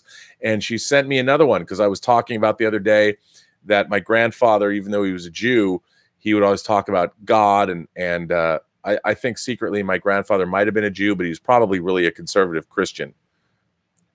We never really talked about it, but that's kind of the message I got from him. But he was always talking about an eyeball as an example of intelligent design.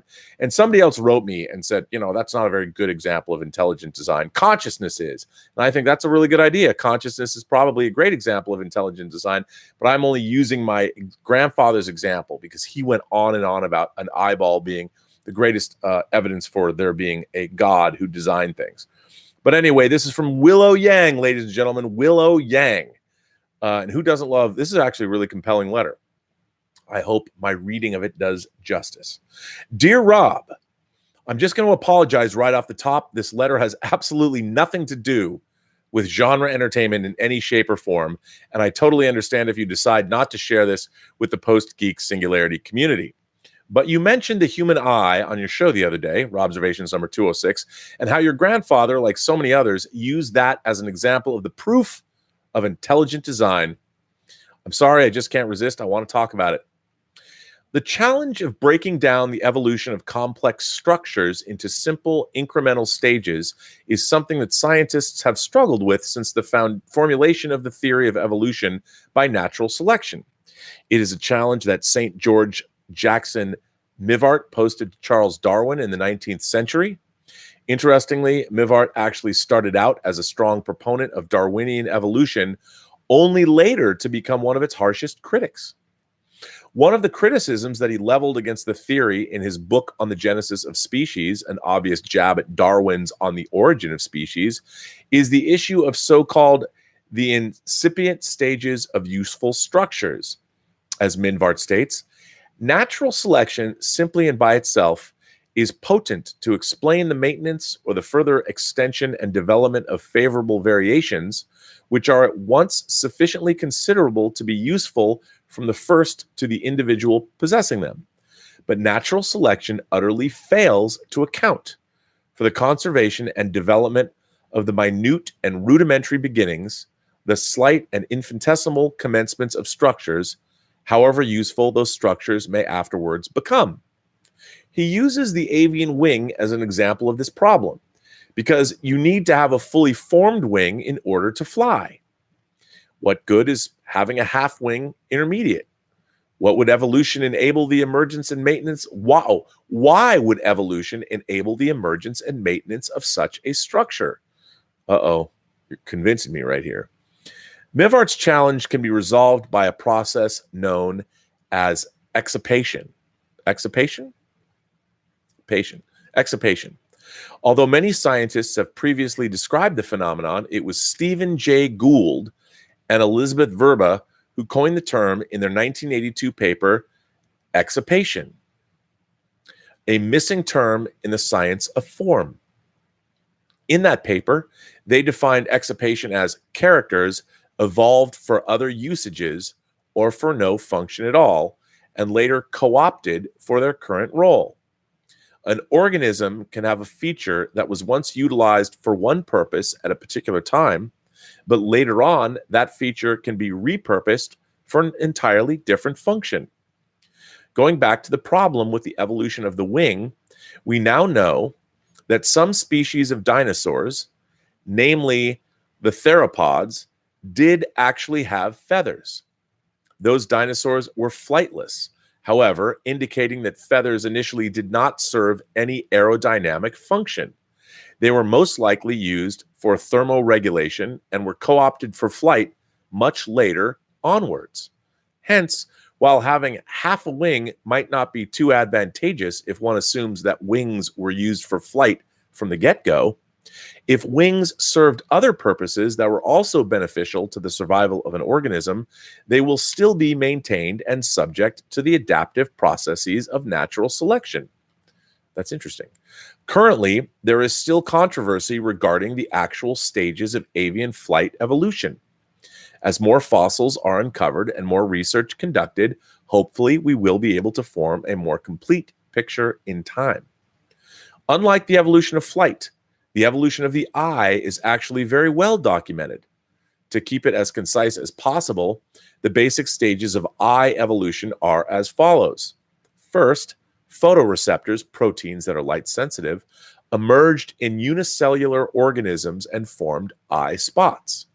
These eye spots don't enable actual vision per se, but they do allow phototaxis, a behavior in which a cell moves toward or away from a light source. Next, in multicellular organisms, patches of photoreceptor cells developed to form the most primitive type of eye. This followed by the invagination, I like that word, of these patches to form a socket, which enables for better discrimination of the direction that a light source is coming from. Then a pinhole is formed to limit the amount of light that can enter into the socket, which further improves directional sensing and visual resolution.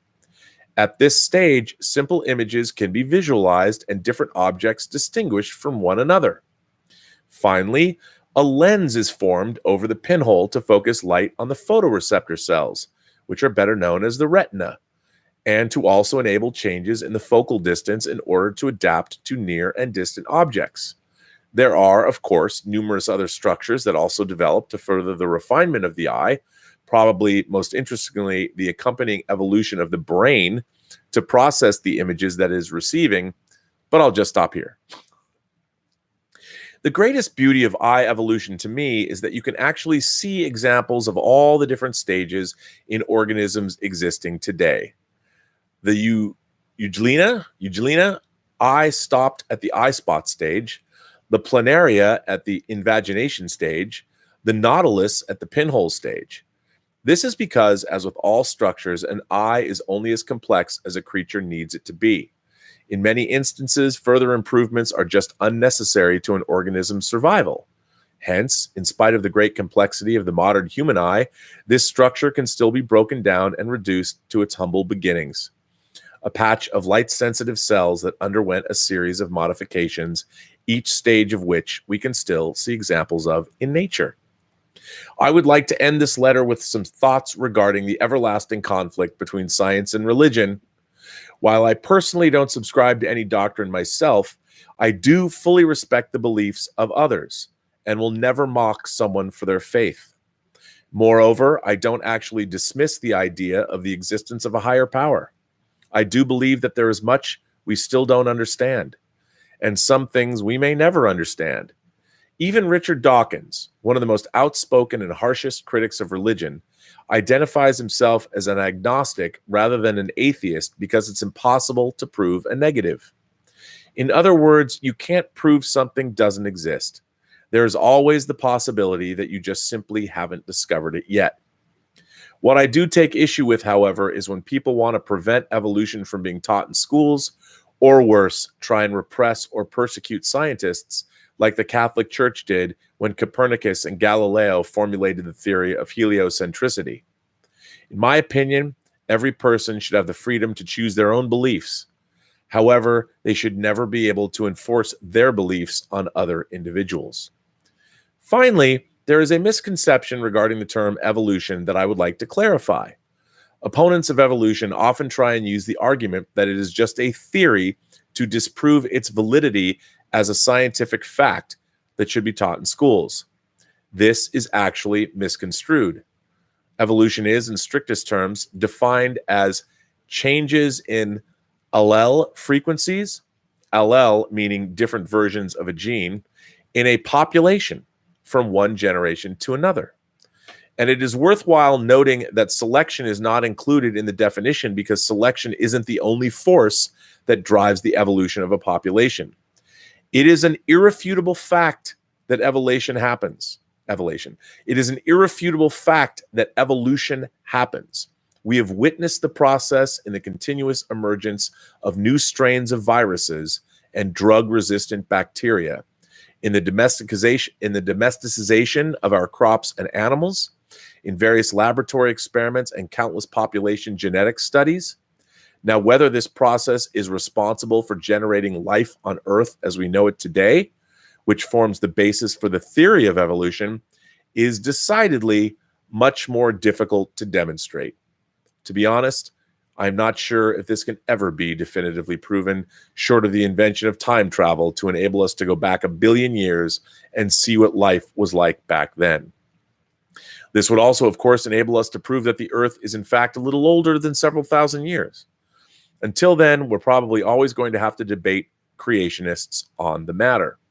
Personally, however, I think that having people who will challenge our views, who will find shortcomings in our theories, who will force us to continually better ourselves, might not actually be such a bad thing.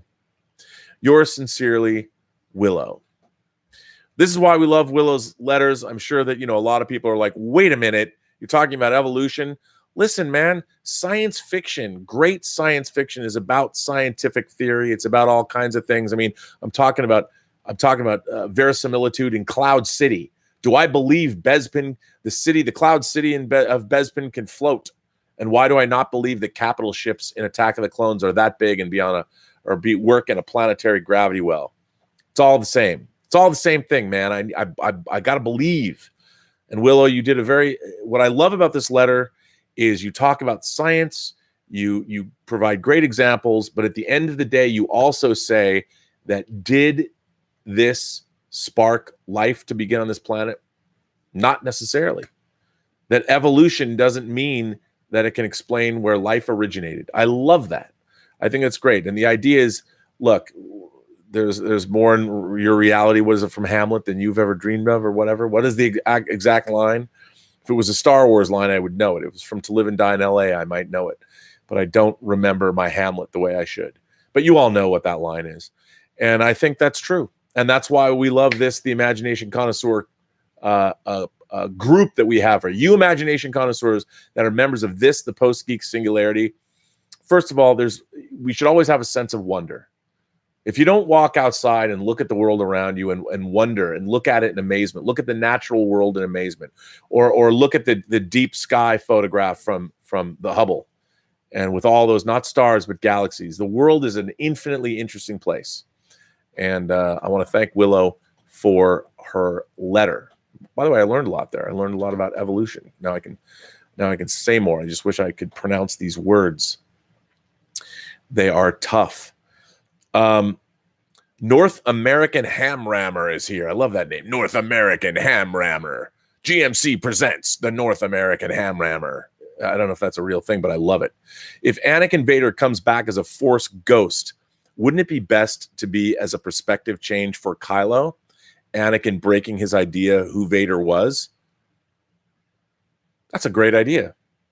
I love that. I think this movie, I think Rise of Skywalker, I'm considering it a kitchen sink movie. Because why not? Why not make it 3 hours long and just go for broke? J.J. Abrams is all about security and no one really knows what's going to happen. Why not bring Hayden Christensen back as a Force ghost and have him confront Kylo? I would love that. I would love that. Why not go for broke? I love all these ideas. Bring it back. Bring it all on. I like that. I think that's a great idea. I think it's a great idea. I think it'd be awesome. Like, there's got to be some epic moment here where Palpatine, the Force ghost of Luke, the Force ghost of Anakin, and they're confronting each other. Who knows? Maybe. What if Mark Hamill and Hayden Christensen show up as Force ghosts together to try and bring back? I don't know. Could be whatever it is. I mean, the more I think about it, it's like Vito Corleone in Godfather 3. Just when I thought I was out, they pull me back in. I'm in. Royce, or North American Ham Rammer. I love this idea. Royce Freeman's next. Royce Freeman. I love this show because I never know. Like, we're talking Star Wars, I'm getting all excited. Then Royce Freeman throws me a curveball and says, "What do you think of Argento's films Opera, Tenebrae, and Phenomena?" Or I guess the proper order would really be Tenebrae, Phenomena, and then Opera. Love them all. I own them all. I am a huge fan of that period of Argento's work, you know, beginning with Deep Red, going through to Suspiria, then Tenebrae. By the way, Tenebrae has one of my favorite bits of gore in any movie. An arm is cut off and the spewing blood sprays over a white wall. It's amazing. Really like those movies. I mean, those are all... Phenomenon's really interesting because Phenomenon is kind of a... First of all, Jennifer Connelly, young Jennifer Connelly, one of her first movie roles, looks just beautiful. And she basically can talk to insects. She can communicate with insects. But all three of those films are example of Giallo movies, you know, and I love them. You had, of course, the Animal trilogy, Four Flies on Gray Velvet, Cat of Nine Tails. I mean, you move into the Giallo, obviously Deep Red. Deep Red being, I guess, the Star Wars of Argento's Giallo period, and then you delve into... It's interesting because you delve into the supernatural after that, and you get Suspiria and Inferno, and then you go back into Giallo with Tenebrae, and then Phenomenon is kind of a weird hybrid, and then Opera. But Opera, Tenebrae, and Phenomena are all great. And there have been incredible restored Blu-rays for these films that have come out. Beautiful Phenomena restoration, by the way. And it's great that we live in a world. When I was growing up with VHS, Argento's movies were impossible to get uncut. You know, we got Creepers, the American edit of Phenomenon. It was like, ugh, you could tell these movies were hacked to bits. Seven Doors of Death was Fulci's The Beyond. And you'd watch these. I went and saw Seven Doors of Death in the theater. I saw the Crossroads Theater in Bellevue, Washington. I was like, what the hell is this? It was incomprehensible. Now we live in a time, I mean, if you Imagination Connoisseurs ever wonder if we live in a time of wonder, go read up on the state of Dario Argento's films on home entertainment back in the 80s compared to how we are or where we are now. To be able to get Argento's films, I actually once gave a ticket. Dario Argento, there was the American Cinematheque put on a Dario Argento film festival in the 90s. I want to say it was more toward the early 90s.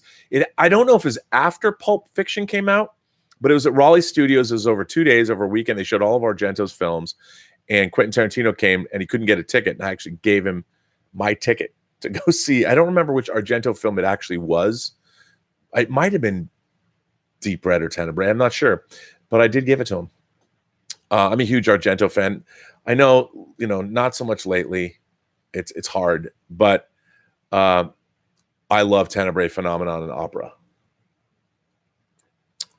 I very much do. Lean Warrior Lifestyle says, can the Breaking Bad movies succeed without Walter White?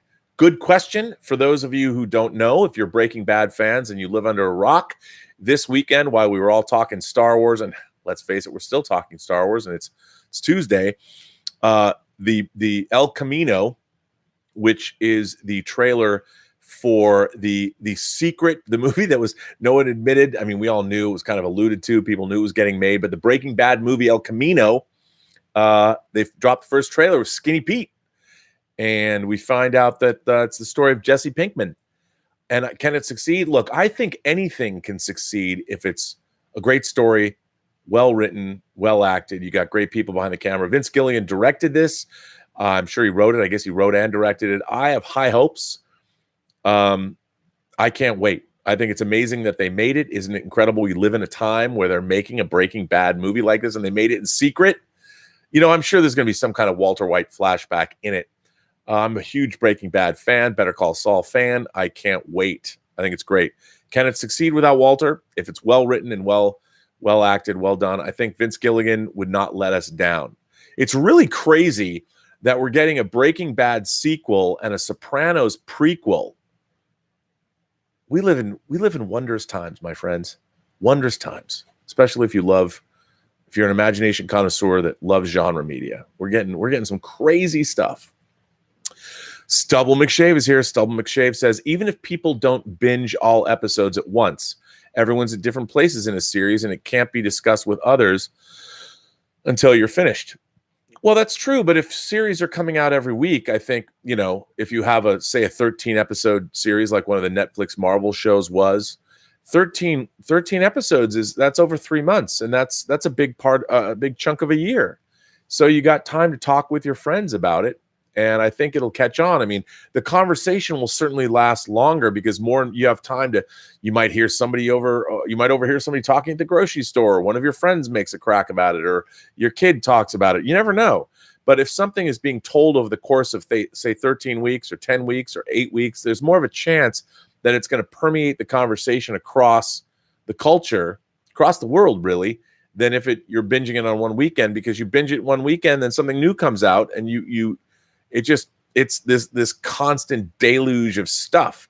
I think it's important. I mean, look, man, when The Mandalorian comes out, come on. How many think pieces? I'm going to be doing Star Wars shows every day for weeks, I swear.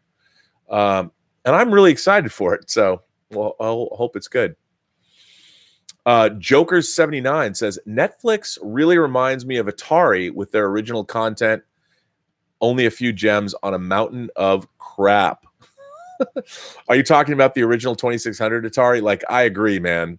A lot of those Atari games, a lot of the early video games.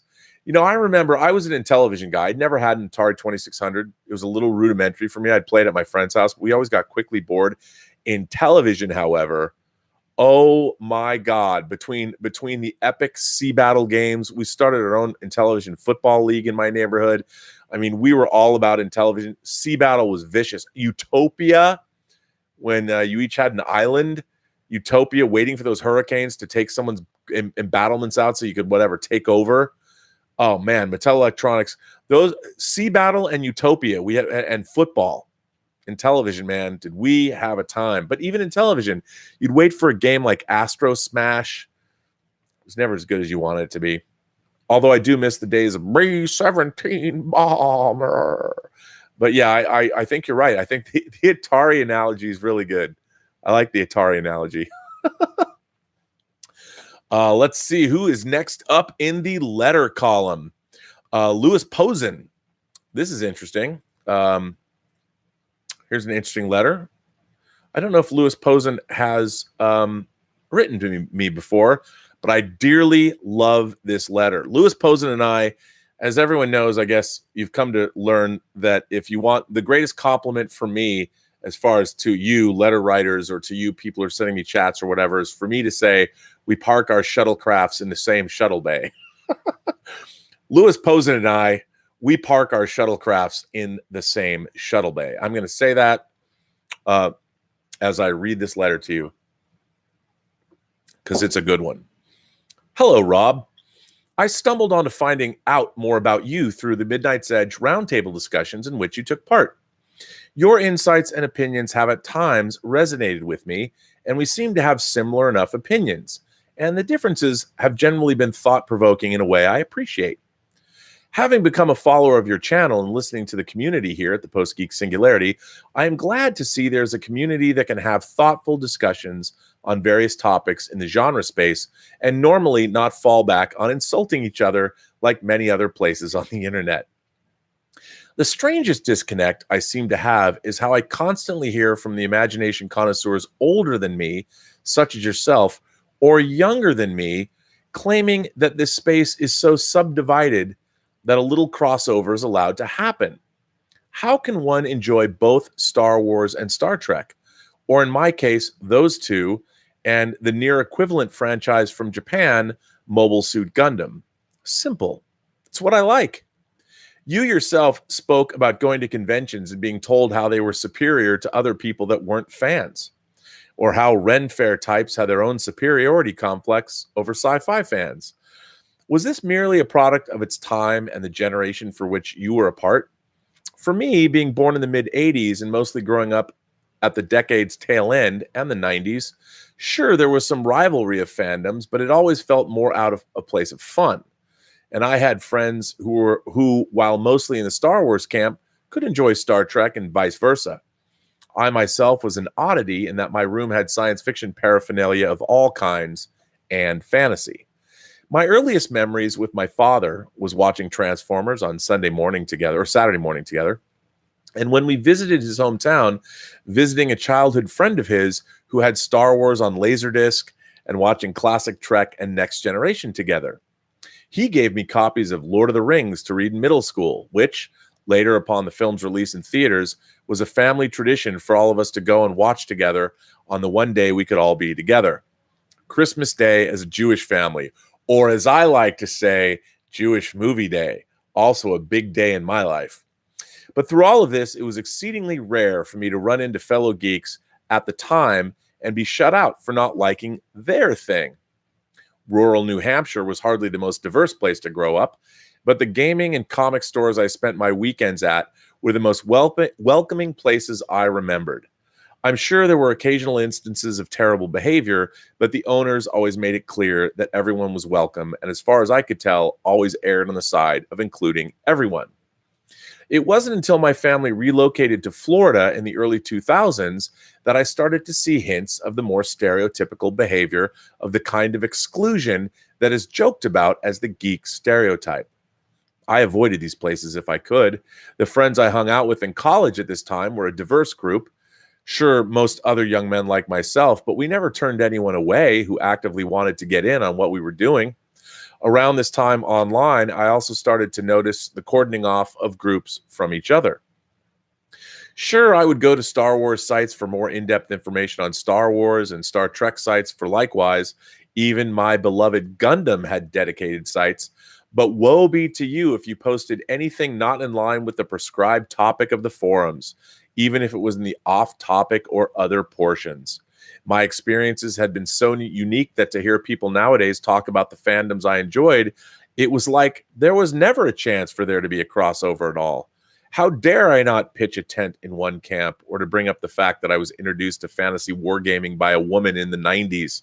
Well, that was impossible, even if that woman ran a gaming store jointly with her husband and sat down to teach an awkward kid how to assemble and paint miniatures. I apologize for rambling, but your community here feels like the community I knew growing up. Sure, there are disagreements, but at the end of the day, what unites everyone here is a love of genre, good stories, and a desire to see it all be the best we each want it to be. I may be looking back on all this with rose-colored lenses, but that is a world I want to get to as close as possible, and I think you are onto something with the community you foster. Keep up the great work, Louis Posen. Or Posen? Louis, again, like I said, I love this letter because, you get it. I feel exactly the same way you do. The gun just fell off, but, I got my perfect grade RX 178 right here. Gundam is seldom from my side. It really is. I don't want him to fall over. But I don't get it. I mean, to me, to be interested, to be an imagination connoisseur is to be part of a continuum. And I was deliriously excited for Star Wars before it came out. I thought, as I've said before on the show, they made this movie specifically for me. But growing up, I was reading science fiction books, watching science fiction movies, watching horror, fantasy, all of it. Music, movies, comics, novels, television, all of it was part of my interests. I loved flights of fancy. I love things that were imaginative, and I've talked a lot about the fact that I loved Japanese super robots of the 70s, but I didn't know what they really were.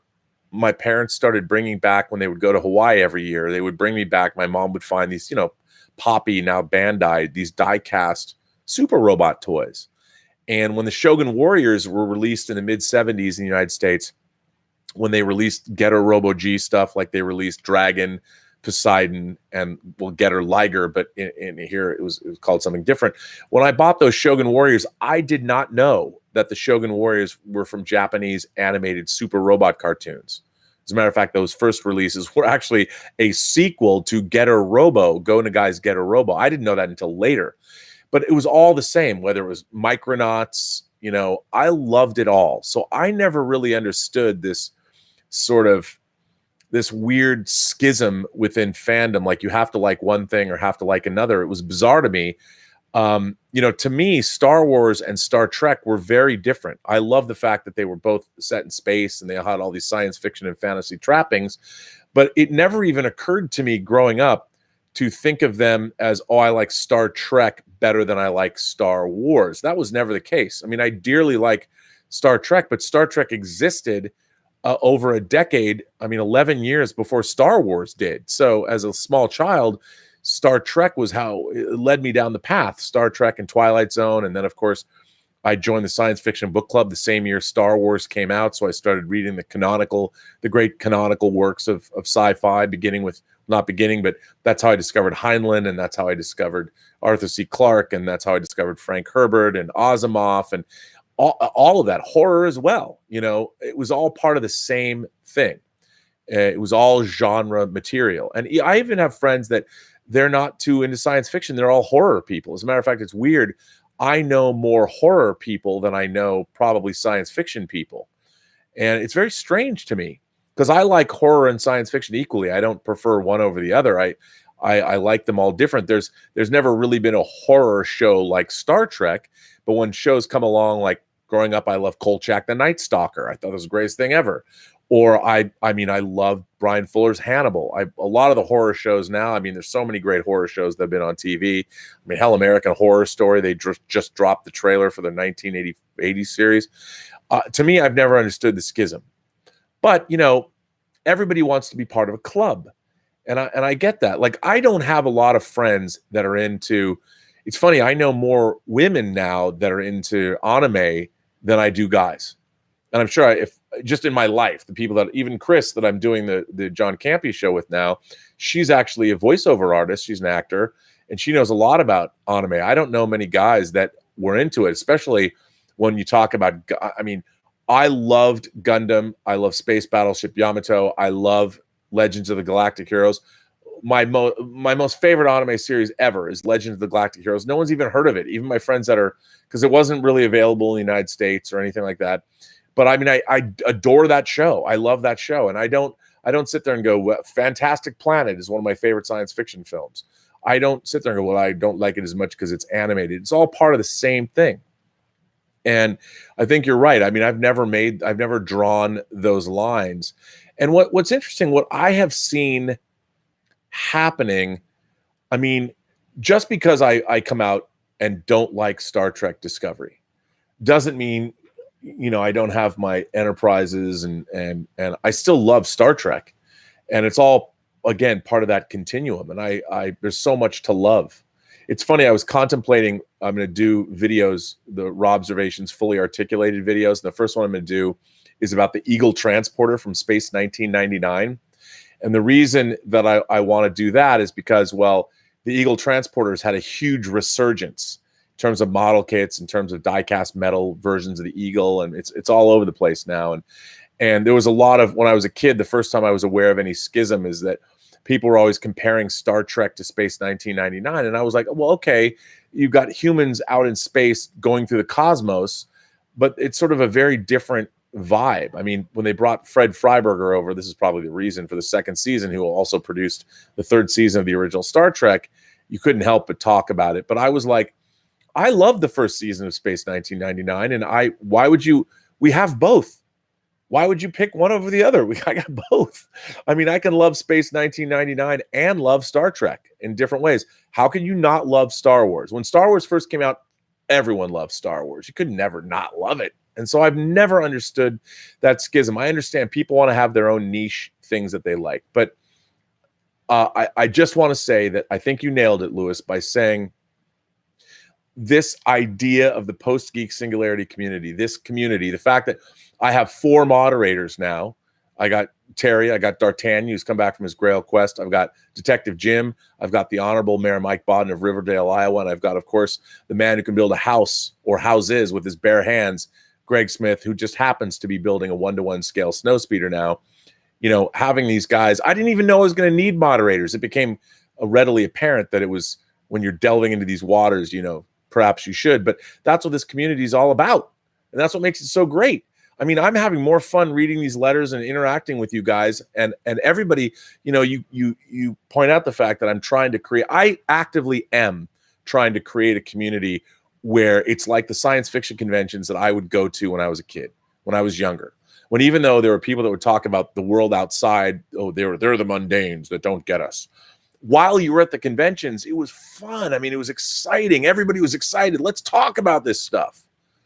And that's what I hope that we're doing here. I mean, otherwise I'm failing miserably at this. So thank you for your letter. I really appreciate that you seem to be getting this. It's fantastic, and I think what we're building here is amazing.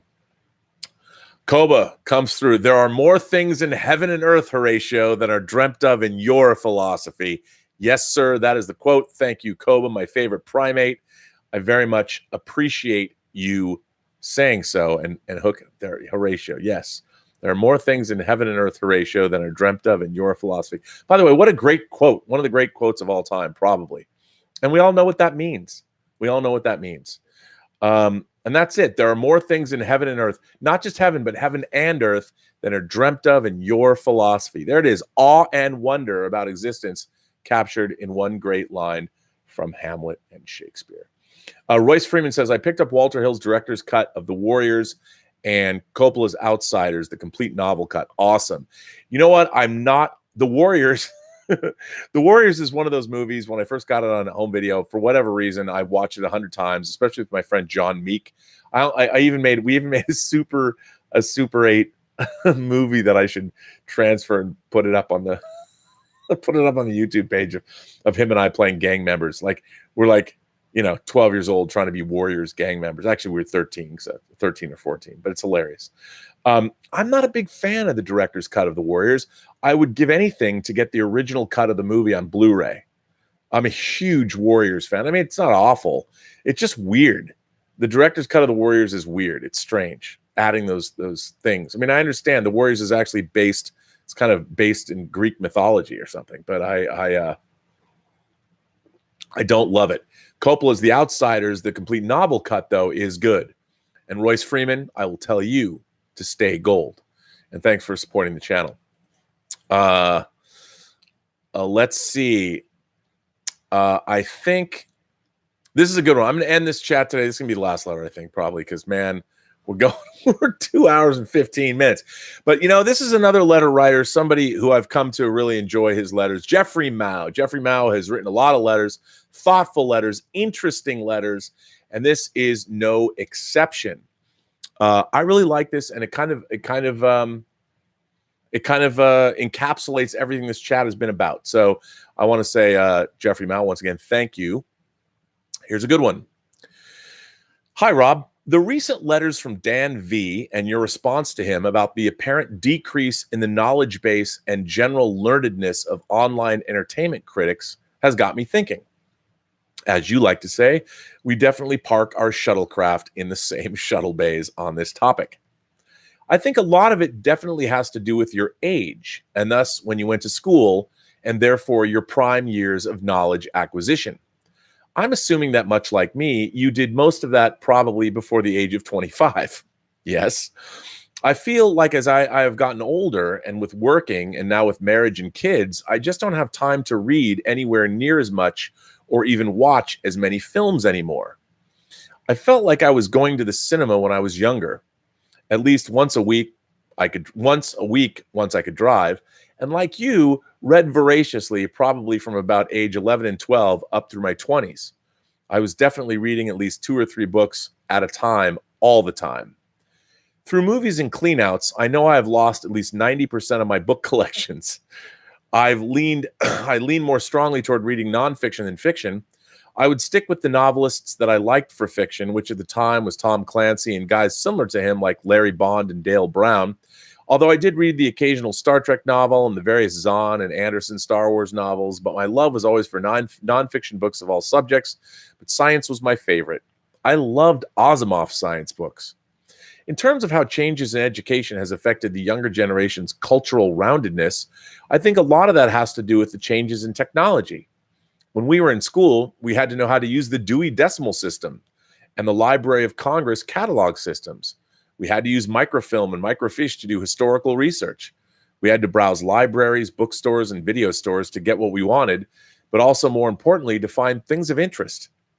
I feel like we have lost that great aspect of life with the decrease in physical stores for media. Browsing, sometimes even aimlessly, can be a great benefit. You might find something that interests you, but you might not have time for it now, but you make note of it for later. I think technology has cut down our patience levels a lot, and whereas before we could take the time to look things up, research things, or even just have more time to read and enjoy the things we like, now it feels like we have to multitask or just did not have enough time. To me, we learned more and wanted to learn more when it was comparatively harder to get it. Man, that is so true. To go on a slight political tangent, I swear I won't stay here too long, the move away from the Western canon that was taught almost exclusively in schools up until the 1990s could be controversially blamed on the multicultural movement that sprung up during the time. The movement sought to decrease the influence of old dead white guys in favor of broader, more diverse educational curriculums. I'm sure it can be heavily debated whether or not such a move was for the best or not, and it's really not germane here, but I thought I'd bring it up as a possible reason. To highlight how age and timing have a lot to do with developing an interest in a subject, I'll use my interest in exploring classic films. I would rent at least a couple of old films a couple of times a week back when I was in my teens and 20s. I liked the old classics like Citizen Kane, but also developed a keen interest in film noir. I would say a strong reason why would be a combination of becoming a fan of Quentin Tarantino and also attending film appreciation classes in college. Quentin Tarantino and his fellow filmmakers developed a strong interest in me to explore the films and genres that influenced them. I would then scour my local video store at the time that had a lot of tapes, which was Tower Video in Bryn Mawr, Pennsylvania. PA? Is that Pennsylvania? Philadelphia? Pennsylvania? Where is Bryn Mawr? Birthplace of Jane Mansfield. I would also develop a strong interest in deeper subjects of film, like film theory, history, and filmmaking, and I would find books on the subject. I wanted to know all about anamorphic widescreen, aspect ratios, lighting, Aeroflex cameras, and the like. But this interest was always derived from a deep instinct in me to always learn more about all sorts of subjects. And I had always been good at Trivial Pursuit from as far back as I could remember. I would read the World Book Encyclopedia whenever I had a chance. I just had that in me. Man, one of the greatest days of my life was when that encyclopedia salesman scored with my mom and we bought the World Book Encyclopedia basically because I desperately wanted it. I did the same thing. Also, for whatever reason, I had and still have a strong affinity for old things. I have at various times worn a pocket watch, suspenders, sock garters, a fedora hat, a trench coat before it got a bad rap from Columbine, shaved with a safety razor, smoked cigars, and a myriad of other things. Hell, I even read books on men's fashion and learned how the Duke of Windsor influenced men's fashions for generations. I think that's also why baseball was always a favorite sport growing up, because of the history. One of my favorite trips was going to Cooperstown when I was 14. But my baseball fandom was also fueled by the baseball nostalgia that came from films like Bull Durham, 8 Men Out, and especially Field of Dreams. I think all of the different things that combined to make me what I am today. And it really does boil down to age and time. When I grew up, we had the strongest influence. I feel in when I grew up, had the strongest influence I feel in what I was interested in. If I was growing up today, would I like baseball as much? Probably not. Not with the steroid scandals and the strikes and Pete Rose and all that. I wouldn't have watched those baseball movies. I never had cable TV until I was 15, yet I developed all the interests that I did without it, including the non-geek stuff like pro wrestling, which I was hugely into. Would I have developed those same interests if I had all the channels and YouTube and Netflix? Probably not. Without Tarantino making Reservoir Dogs and Pulp Fiction when he did, and I was 18 to 20 years old soaking it all up, would I have gone looking for those old movies nowadays? In video stores that don't exist? Probably not. So I don't know about you, but while I wouldn't want to live in any other time than now, I'm glad I grew up when I did. I think it has a lot to do with how I am now. Thanks for reading, and I look forward to hearing your thoughts. Jeffrey Mao. Well, Jeffrey, man, what a great letter. I am in complete agreement with you. I think a lot of what you touched on, I think education is a big part of it. People now are teaching to the tests. Here's what I think here's what's really left us, in my opinion. That knowledge is valuable for its own sake. When I was growing up, I had a thirst for all kinds of knowledge, hence the World Book encyclopedias. I love the World Book. I would read the World Book, I mean, cover to cover. Oh, I can't tell you how many volumes, how many times I went through. There's only a fixed number of volumes of the World Book. How many times I read those books. I mean, they were just filled with arcane knowledge of the universe, and I wanted to know it all. It was so interesting to me to read the World Book encyclopedia, because every new page, or if it was a really long article, so much the better, that went on for pages, there was just something new that I had no idea about. I mean, and I think that's also what drove me or brought me to science fiction. Do not eat my Gundam blaster. Gilbert, would you like? You know, it's been a long show. I haven't paid any attention to Gilbert. Come over here, buddy. Come on, get up. You come here. Come on. Would you like a cookie, buddy? Everyone who hasn't been here before, this is Gilbert the Gilberian from the planet Gilbar. Gilbert is a Bernedoodle. He is 25% Bernese Mountain Dog and a poodle. Down. That's it, buddy. You get 4. Don't be greedy. Good boy, buddy. Give me a kiss. Yeah, that's what you get. Okay, down. Down. Gotta go down. Down. Good boy. So yes, the Gilbert and Tallulah. Look, he still wants to be here. You know what Gilbert really likes? Gummy bears. He's a fiend. Anyway, I think you're absolutely right. But I think that I think knowledge has somehow become commodified. People only want knowledge now if it's going to lead somewhere for them. Like, what am I going to get from this? You know, what is it going to, am I going to benefit somehow? Well, I think yes. Everything you learn benefits you. You know, it doesn't necessarily have to have a dollar value associated with it. I think the more knowledge you have, the more you will enjoy your existence. Now, I think a lot of people might say no, because then you realize the futility of life and how it's like being if you like Hitchhiker's Guide to the Galaxy, they have this torture device called the total perspective vortex. I've talked about this a lot before. I love this thing. So the idea of the total perspective vortex is you go into this machine. I don't know what it looks like, but you're put into this machine, and what it does is it shows you how insignificant you really are next to the infinitude of the universe. And what it's meant to do is destroy your psyche, that this kind of knowledge will destroy anybody, no matter how big your ego is. When you go into the total perspective vortex, you are obliterated. Of course, this doesn't happen to Zaphod Beeblebrox because he's a really great guy. But I think knowledge, the more knowledge you have, the more that the world just becomes a more interesting place. You know, I mean, if you're inquisitive, if you, and by the way, it's a lifestyle choice. You can teach yourself this. Like, there is something to be had or learned everywhere you go.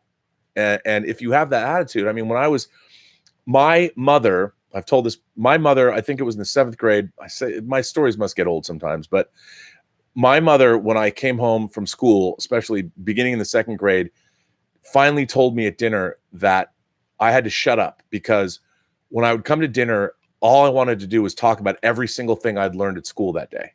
Like everything, it didn't matter what it was. It could be the most minute thing. It could be a math problem, whatever. I would just have to reiterate and go, did you know? Oh my God, this is amazing. My mom finally literally said to shut up. She's like, please don't talk about school at the dinner table anymore. And when I was doing Indian guides, which is probably like not politically correct, but before you went into Cub Scouts, there was this thing called Indian guides. And in Indian guides, it was a father-son thing you do with your dad. And we had to pick Indian names. You had an Indian name. My father picked my name for me, and my father called me Chief Running Mouth. God rest his soul. He probably would totally get this show. He'd be like, see, even in Indian guides, I had your number, Burnett. But I think I think what you're saying is we grew up in a time where we had to seek out knowledge because we didn't have the internet. So like you said, the joys of just wandering through like a Tower Records or a video store where you could just wander aimlessly and flip through the records and look at the covers and pick up the boxes and read the back. And, there was a joy in that. And that's how I discovered, like, I used to go to Tower Records when I first got my CD player, and I only bought import music. I would buy, because I was really I was even DJing in college, but I was always buying 12-inch remixes of like, I hated American popular music. I mean, I was really into stuff, like Depeche Mode or Blancmange, or when Frankie Goes to Hollywood, New Order and The Cure, and all what you're into. But I discovered them all by buying these records or buying CDs and or 12 inches I'd never heard of before, and I was just going, what is this? World Destruction? It was crazy. I didn't know, and that's how I found things out.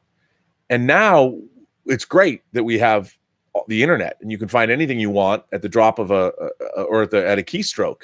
But I don't know if it sinks in. I don't know if the knowledge marinates in your head. And you had to go out and get something. When you got it, you'd read the whole thing cover to cover. You wouldn't just like casually glance at it and toss it aside. It was a different time. I don't know if it was a better time. It was just a different time. I also think something else is that then, like what you're talking about, Jeffrey, we had to go reach out. We had to go out into the world and gather all of this stuff that we wanted. Like you said, if you're going to wear a fedora, or you're going to smoke a cigar, or you're going to get a certain jacket or shave with a straight razor, you needed to go get that stuff. You had to go out somewhere, and you had to go to a cigar shop, or you had to go to a clothing shop. And invariably you would talk to somebody about these things. You had to go out. So the knowledge that you were gaining was something that you had to put out energy to get. And that way, I honestly believe, however our brains work, our brains are more open. And the knowledge that we gained when we were out into the world would be clamped on by our thought process, and it would marinate in our heads. I know it would just permeate. When I read anything about the making of movies or whatever, I can retain most of it right off the top of my head. You give me a math book or something, it takes me forever. But now we carry around supercomputers, whatever we want. It's like, so knowledge itself is not as valuable because you don't have to go out and seek it out. It's all just right here. Oh, it's right here. I mean, I used to ride the bus sometimes. I'd have to take 3 or 4 buses to get out to like the Grand Illusion Cinema in Seattle to go see some art house film or some obscure Russian movie that I wanted to see. I mean, when you're taking buses out there, you're like, first of all, there's the anticipation to get out there. And then there's the long ride back of contemplation. So you had anticipation and contemplation. And that was true about whatever we were into. And now I just think everything's in one ear and out the other, and it doesn't stick around. And it's knowledge for its own sake. And no longer, people don't value knowledge for its own sake anymore. And I think that, why not? It just makes the world a more interesting place. Every place you go has something to learn from. Every place you go. Like, I love going to bars, not just to drink, but I love just looking at a bar and seeing which spirits they have. And I'm always asking bartenders, hey, where'd you get that whiskey? Or what is that like? Or, we found this ice cream place here in Pasadena that's up the street where they manufacture their own ice cream. They got vegan ice cream. They also sell, I think it's called Bloomfields or Broomfields. They also sell cookie dough, flavored cookie dough. So you can get ice cream with cookie dough. And, I go up there and I'm like, wow, I start talking to people, and they're sick of me. But I love this letter. And, the letter I read before, Lewis's letter and Jeffrey's letter, it's kind of all the same thing. Like we're all imagination connoisseurs. We all want to go out and learn, like V'ger, learn all that is learnable and bring it back and report back. But I think that's what the world should be about. We're so concerned now with what people believe and what you think, and you shouldn't be this way and you should be that way, and this is then. I'd go the other direction, and I'm going to go the other direction because I'm going to bring this chat to an end. 2.5 hours. My moderators, if anyone's here still, I don't even know if anyone's watching this show. My God, there's a lot of people watching the show. But I'm just going to end this chat. I got to end this chat. I got to end it now. And I'm going to say, first of all, thank you for everybody who is here. I want to thank all the new subscribers. Welcome to Robservations. Welcome you Imagination Connoisseurs to the Post-Geek Singularity community. I want to say a big, resounding thank you to everybody who supports the show, either through Super Chats or through the website, or just sending in letters, or just watching. I mean, the way you guys have supported the show and support each other in the community. I want to thank my moderators, Greg Smith. I want to thank Tallulah for being one of the great barkers of all time. I want to thank Detective Jim Boyers. I want to thank Greg Smith. I want to say the Honorable Mike Bodden. I want to thank him too. I also want to thank Terry from the UK, our D'Artagnan, who's probably long gone and in bed. Thank you for all of that. And thanks for listening and being a part of it all. I think we're building something really cool here, And remember, go to the website, Burnettwork.net. We got the Imagination Connoisseur Gallery. If you have something you want to share, you can send pictures and put them up there. All the letters that I read are on the website up there, so you can respond to people directly. If you want to send me direct letters, you can send them there as well. So all of that, thank you so much. And if you like these chats, if you like what you watch, please hit like and please hit subscribe, because that helps the YouTube analytics. And I get. It's funny. I have my own. When I see YouTube and I get my own recommendations and my own show pops up, I feel like, oh, because people like the show, they're in my YouTube analytics. So I get recommended to myself. The ultimate form of narcissism, ladies and gentlemen, when YouTube recommends you to yourself. And that can only happen if you like this show. But anyway, I'm going to end this episode number 208 of Robservations, brought to you by Lucky Tiger Men's Grooming Products for those men who want to look good and feel great. I mean, Tallulah is getting all rambunctious. But if you go to GetLuckyTiger.com and you buy anything and you punch in PGS when you check out for Post-Geek Singularity, you get 20% off your order. They are also having their tailgating sweepstakes, $200 or $500 worth of tailgating swag, including a grill, if you sign up either at GetLuckyTiger.com or ClubLuckyTiger.com. So there you go. And now, as I always say, as I always sign off, remember, every person you meet has a story to tell you have yet to hear. All you need to do is listen. And with that, I bring an end to this chat. And as I always say, have a better day.